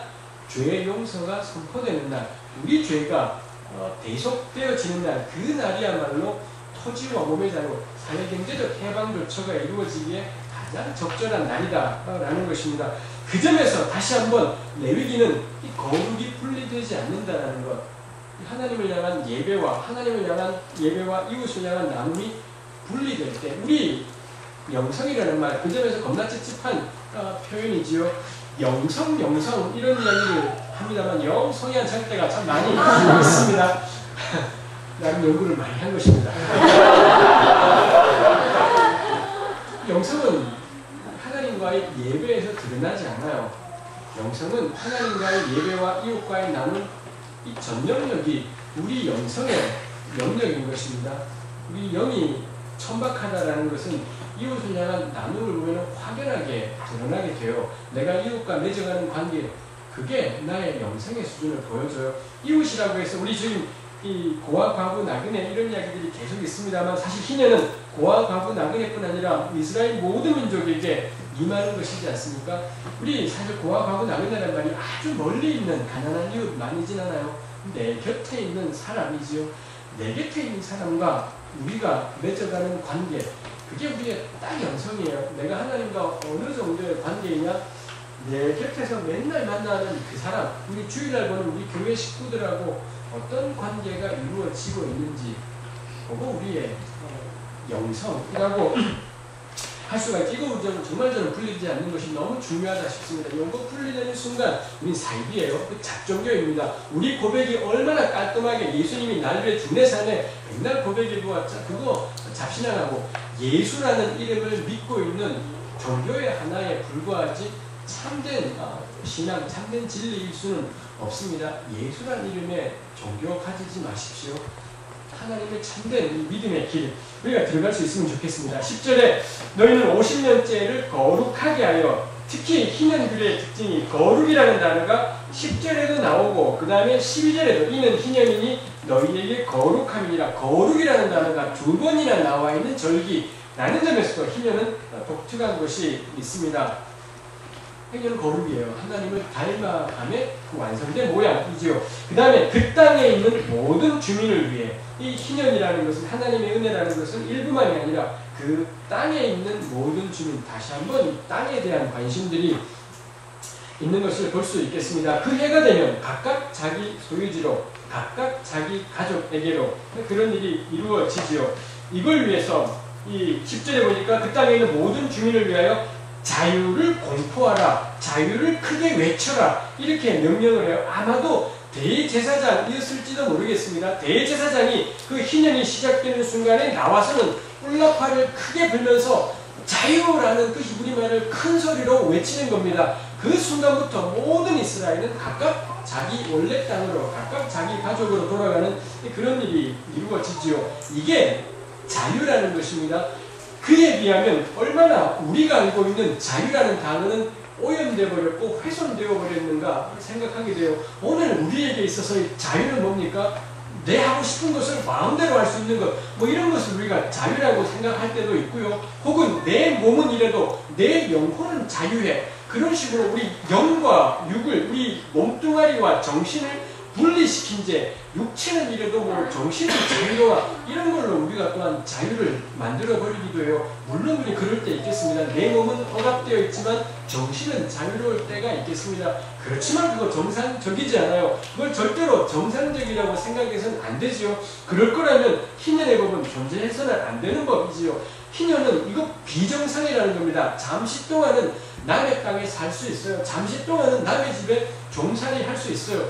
근데 그거 비정상이다. 정상적인 상태이잖아. 반드시 원상으로 회복돼야 된다. 그래서 성경은 희년을 제정해 두고 있고 그날에 외쳐지는 말을 자유라고, 이거야말로 자유라는 겁니다. 내가 살아갈, 두 발 딛고 살아가고 내 땀과 노력이 들어갔더니 나에게로 결실이 돌아오게 되는, 그래서 내가 그 결실을 이웃과 나누도록 선택할 수 있는 그런 땅이 없다면 그 사람의 자유는 가짜라는 것입니다. 그건 불완전하고 모자란 자유라는 거죠. 우리 가족이 있는데 이 가족들하고 내가 원하는 시간에 만날 수가 없고 함께 이 하나님 말씀을 나누고 권면하고 살아갈 수 있는 그런 존재가 되지 못한다면 그 자유는 거짓된 것이다라고 레위기는 그렇게 우리에게 이야기를 하고 있지요. 그런 자유가 계속죄일에, 속죄일의 선포됨을 통해 우리가 황당한 관념적인 생각에 사로잡히지 않도록, 황당한 정신적인 세계의 만족 속에 내 정신은 평안해, 그런 황당한 세계 속에 머물러 있지 않도록 권면하는 우리 발을 끊임없이 끌어내리는 것이 저는 희년 말씀이다라고 생각합니다. 거듭거듭 잠시 우리가 그럴 수 있습니다. 잠시 분리되어 있을 수 있습니다만 그거 비정상이라고 보아야 된다라는 것입니다. 가령 이제 이스라엘 땅에 들어가서 내가 땅과 이런 것들을 다 받았지요. 이 시작이 된 것입니다. 내 기업을 받아서 열심히 시작했는데 제가 게으른 겁니다. 게으르고 무능하고 그러다 보니 한 10년 지나면서 재산이 축나기 시작하고 빚이 막 생겨요. 별 수 없어요. 우리 집을 팔고 남의 집에 이제 전세나 월세로 들어가는 겁니다. 돈을 마련해서 사는데 이 무능한 천성이 어디 가나요? 그때부터 술을 마시기 시작을 해요. 그러다 보니 재산이 더 축나고 한 20년쯤 되니 돈이 바닥이 나버렸고 이제 별 수 없지요. 이 땅을 팔아야 돼요. 내 땅을 다 팔아버리고 땅을 팔지 못하고 뭐 경작권을 파는 거 되겠습니다만 땅을 팔아버렸고 그러고는 돈을 마련했지요. 그래도 이 무능한 천성이 어디 가나요? 그때부터 도박을 하기 시작을 해요. 그러고는 한 30년쯤 되니 이제 길이 없죠. 내가 남의 집에 종으로 가야 되고 집사람도 보내야 되고 우리 애들도 사방으로 종으로 보내야 되는 그런 지경까지 떨어지죠. 그때 가서 제가 땅을 치고 후회하지만 뭐 어떻게 할 수 있는 것이진 않습니다. 그렇지만 내 삶은 처참하게 박살이 나고 하나님이 주신 것을 제대로 하지 않아서 처참하게 박살이 나고 말았지요. 그렇지만 그때가 30년째 있으니 20년만 기다리면 돼요. 20년만 기다리면 남의 집에 종가 있던 우리 아이들, 우리 딸아이, 우리 아들아이, 이 아이들 20년만 지나면 이제 그 아이들이 그래서 30살이 되고 35이 되고 그때가 되면 무조건 이 아이들 다시 우리 가족으로 다시 돌아오게 돼요. 내가 진작에 슈퍼마켓 팔아버렸던 그 땅 다시 나에게로 돌아오게 돼요. 그때 되면 내 몸은 늙어서 아무것도 할 수 없을 겁니다. 그렇지만 내가 눈을 감기 전에 우리 아이들이 그 하나님 주신 땅 위에서 그 자유로운 몸을 가지고 완전히 새 출발하는 것을 내가 볼 수 있다라는 것입니다. 이런 식으로 이스라엘은 평생에 대부분의 사람들이 한 번의 희년을 경험하게 되겠지요.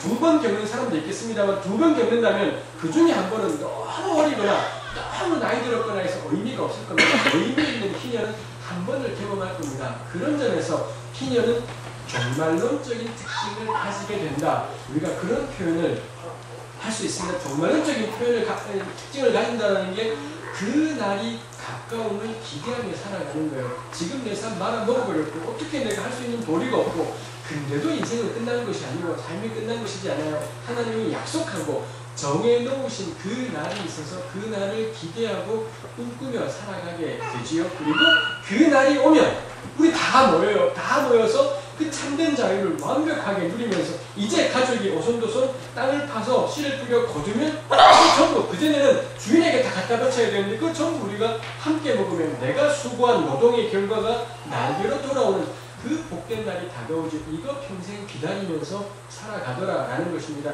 이게 확장된 것이 우리 신약에 주님이 다시 오실 그 날에 대한 기대로 확장되죠. 그 점에서 구약의 이스라엘은 일상 속에서 종말의 날을 경험하고 기대하고 소망하며 살아가요. 그날을 끊임없이 기대하며 살아가고 그게 확장된 것이 우리 신약의 종말론이다라고 우리가 생각할 수가 있겠습니다. 이 취지를 통해 부모의 연약함으로 인해 부모의 무능함으로 인해 그 가난이 자식에 데려가서 굴레가 되어서는 자식이 훨씬 더 처참한 상황에서 시작해야 되는 것, 이걸 원천적으로 막는 게 무엇입니까? 이 희년제도라는 거죠. 그 점에서 희년제도의 고경이 알맹이는 뭐겠습니까? 자유와 해방이에요.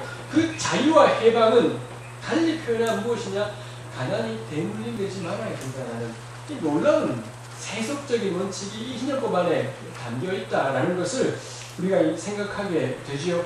그러면 이거 우리가 오늘날에 어떻게 적용할 수 있을까 할 때 저는 믿습니다. 아까 우리 콘서트하면서 그 얘기 잠깐 나왔습니다. 저는 구약성경 전체가 그리스도 안에서 폐지되었다라고 믿습니다.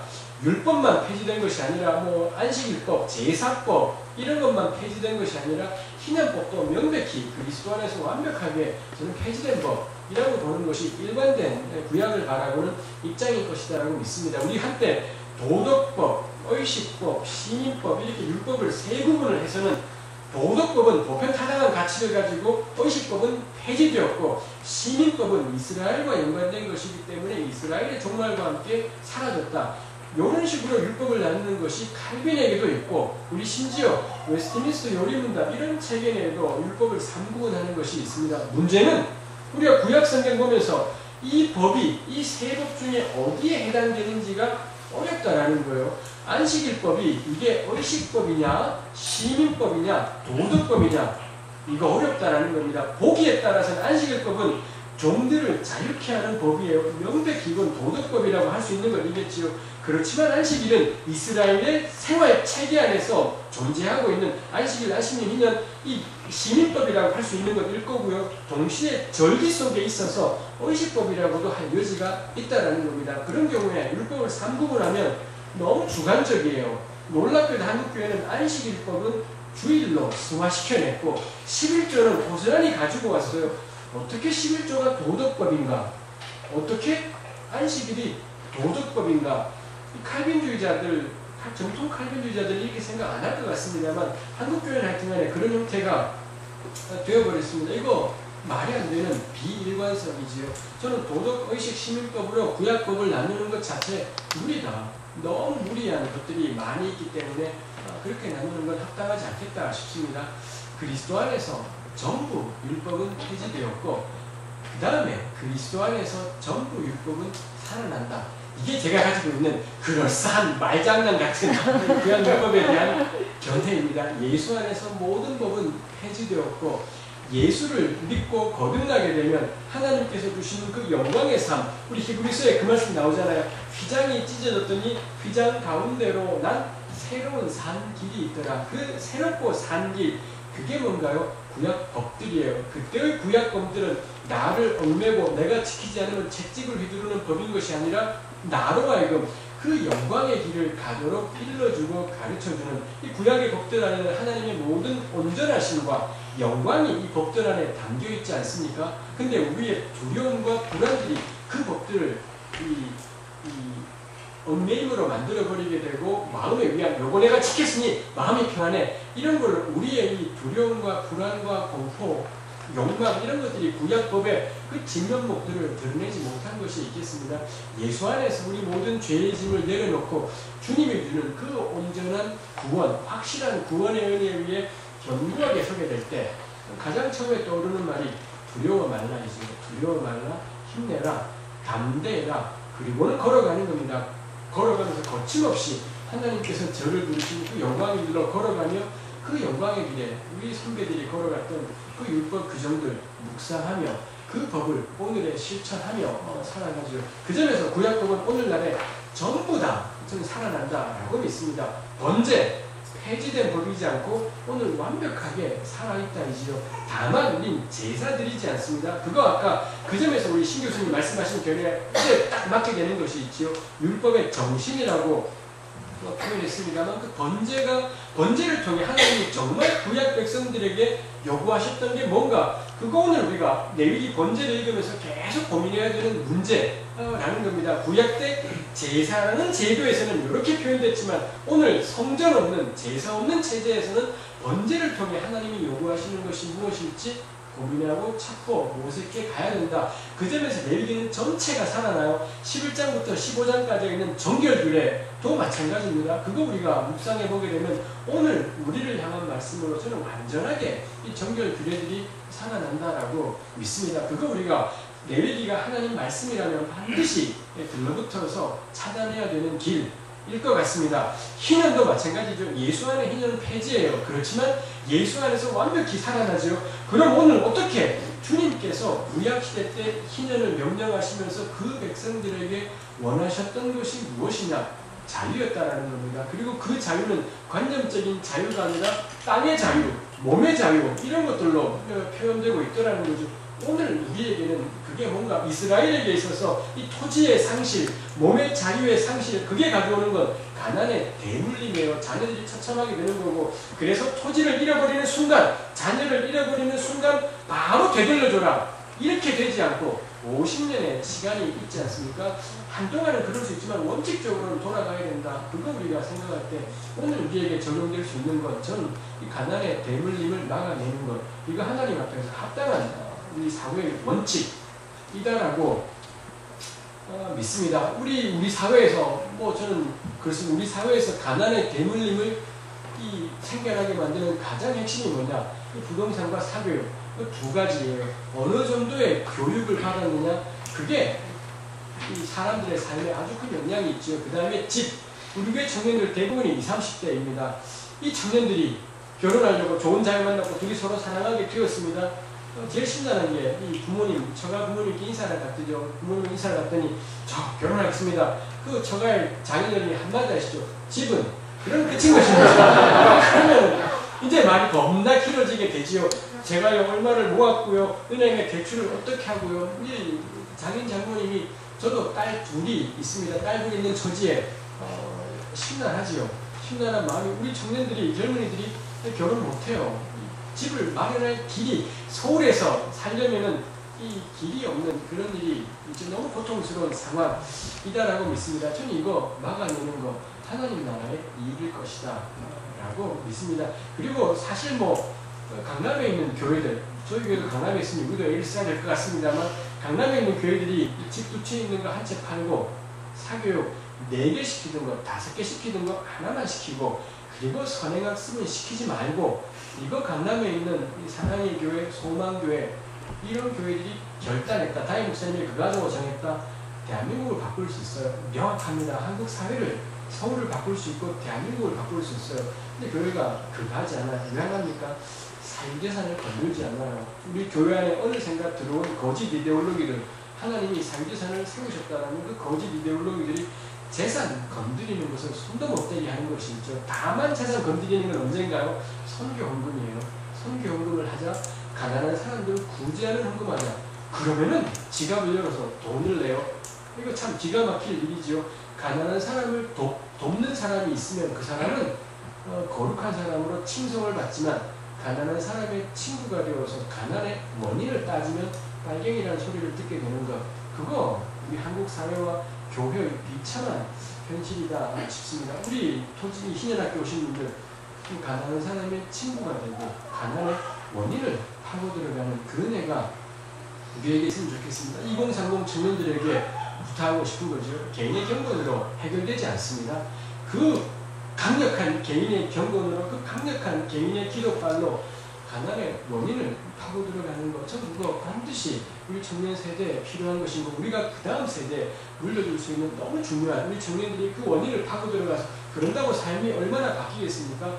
그렇지만 저는 변화있다 믿습니다. 마음을 새롭게 하는 것이 모든 변화의 출발이기 때문일 것이겠습니다. 그래서 이 가난의 대물림을 막아내는 것, 그걸 위해서 우리가 할 수 있는 일이 뭐냐? 우리 구약에서는 50년, 희년이지 않습니까? 구약 때는 50이었던 거고 오늘날에는 어떻게 할 건가? 이 자본주의의 체제에서 토지가 기업으로 주어지지 않는 세상에서 숫자 50이 의미하는 게 뭐냐? 제가 생각할 때는 구조였다라고 생각해요. 구조적으로 50년마다 반복되게 하라. 가령 고대 중동지방도 토지 해방이 있었다고 해요. 자료들을 찾아보니까 노예를 해방시키고 토지를 돌려줘라는 명문은 나오진 않습니다만 저당 잡은 것, 저당 돌려줘라. 저당 잡을 때 대부분은 토지를 저당 잡고 돈을 빌리기 때문에 저당을 없애버린다. 이 저당 잡은 돈 빚을 없앤다라는 건 토지를 돌아가게 한다. 그런 의미였을 것 같습니다. 그 점에서 고대 중동은 레위기보다도 훨씬 더 일찍부터 이 빚 탕감, 노예 해방, 땅 돌려주기를 이미 실행하고 있었다는 거예요. 그러면 구약하고 뭐가 다르냐 할 때 고대 중동 지방에서는 언제 그런 일을 하느냐 하면 정권이 바뀌어서 새로운 왕이 등극하면 이제 자기가 새로 등극했으니 국민들에게 인심 쓰기 위해서 그때 특별 사면 조치를 행하더라라는 거죠. 그때 비탄감, 노예 해방 그러다 보니 땅 돌아가기 이런 일들이 이루어져요. 그 점에서 이 구약과 고대 중동의 해방 조치와의 근본적인 차이가 뭔가요? 일단 원칙적으로는 조동래는 인간의 왕, 이쪽은 하나님이신 왕의 조치 이 차이가 있는 거겠고요. 두 번째 실질적인 차이는 조동래는 왕의 시해, 왕의 변덕에 좌우된다는 것입니다. 왕이 한번 쓰는 거죠. 내가 한번 쏠게 하고는 쫙 해방시키는 그런 일을 단행해요. 그러다 보니 법전들은 함무라비 법전 같은 그 법전들은 여러분들이 열받지 않겠습니까? 저자가 어제도 말했던 거예요. 함무라비 법전. 어제부터 함무라비 하는데 정말 그 말이 있는지 내가 찾아보고야 말리라. 한번 꼭 가서 찾아보시면 좋겠습니다. 못 찾을 거예요.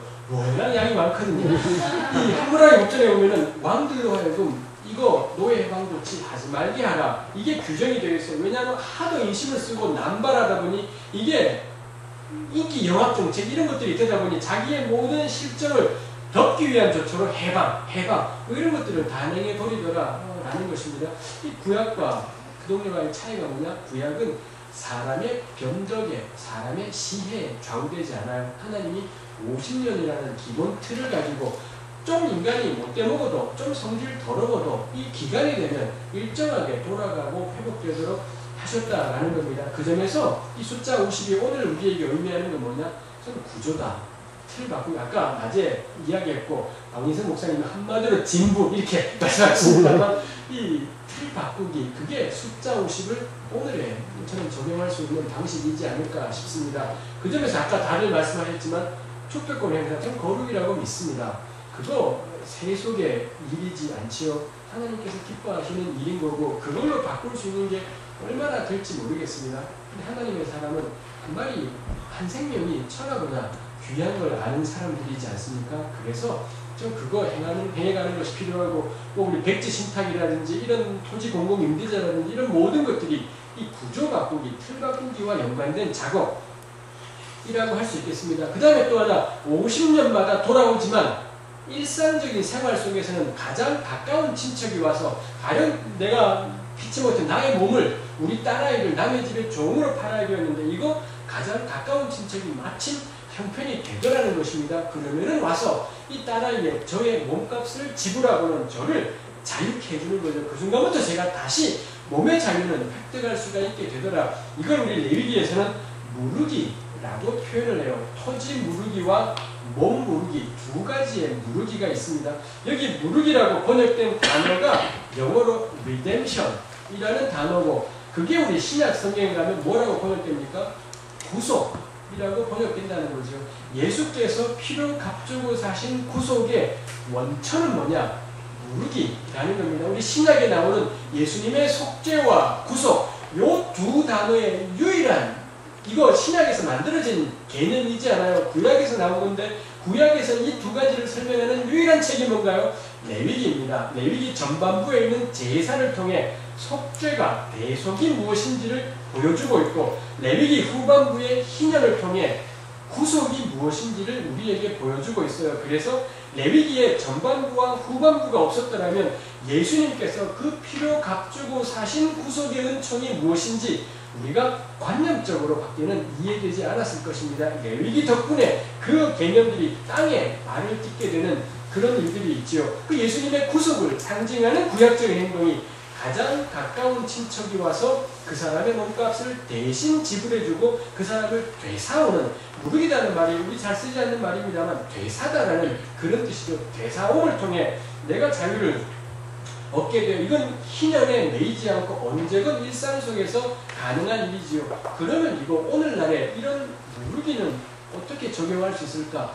그 점에서 저는 이거는 가장 가까운 친척이 누구냐? 저는 공동체라고 믿습니다. 교회는 처음부터 공동체였고 우리가 평생을 지켜내고 포기하지 말아야 될 것이 저는 이 공동체 관계라고 생각합니다.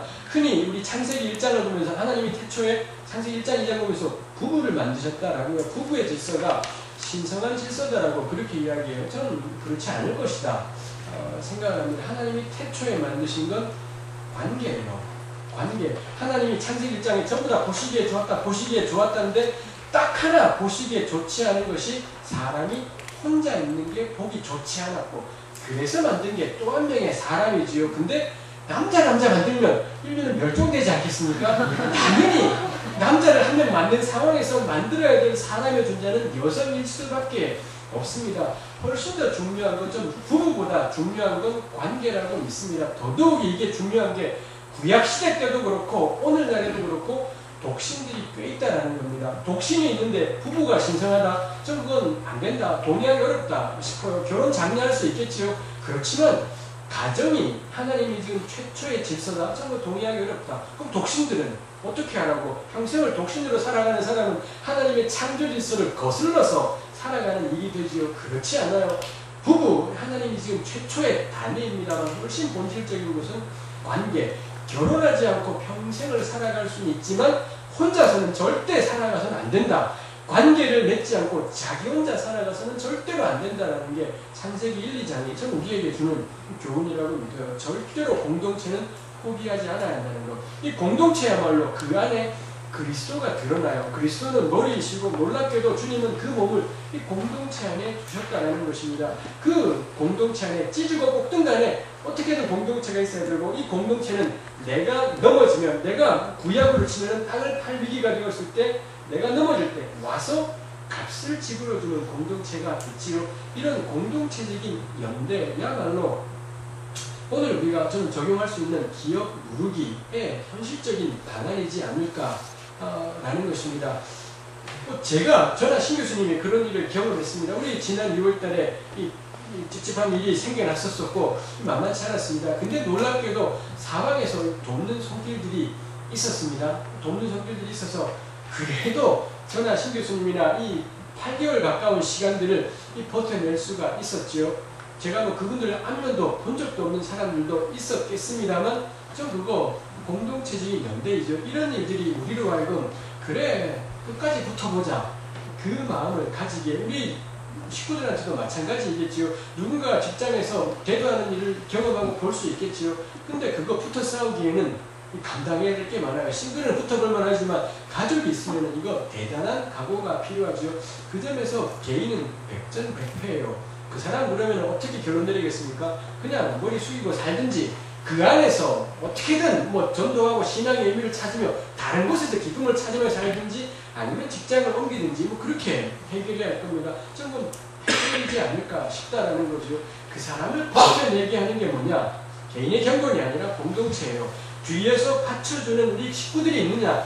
그러면 붙어보는 거죠. 제가 이거 어디가 전했더니 전부 다 붙으면 누가 세우나요? 그러는데 정말 우리 신앙 공동체가 전부 붙어 싸운다면 세상이 바뀔 겁니다. 세상 전체가 뒤집어지고 변화돼요. 그거 쉽지 않은 일이죠. 전부 싸우게 되는 그런 날이 오면 좋겠습니다. 어디 가든 뭐 문제 일으키지 있지 않습니다. 어디 가든 하나님 나라의 원칙으로 살아가는 겁니다. 그럴 때 뒤를 믿는 거예요. 뒤를 믿는다는 게 내 뒤에 있는 이 공동체들을 신뢰하는 겁니다. 하나님 안에서 함께 걸어가는 그 공동체를 신뢰하고 공동체 안에 있을 때 견뎌내는 것들이 있지요. 우리 이 가난을 대물림하는 두 문제, 부동산과 사교육, 이 문제를 해결하는 것도 저는 이 공동체적인 해결이 우리에게 필요할 것이다.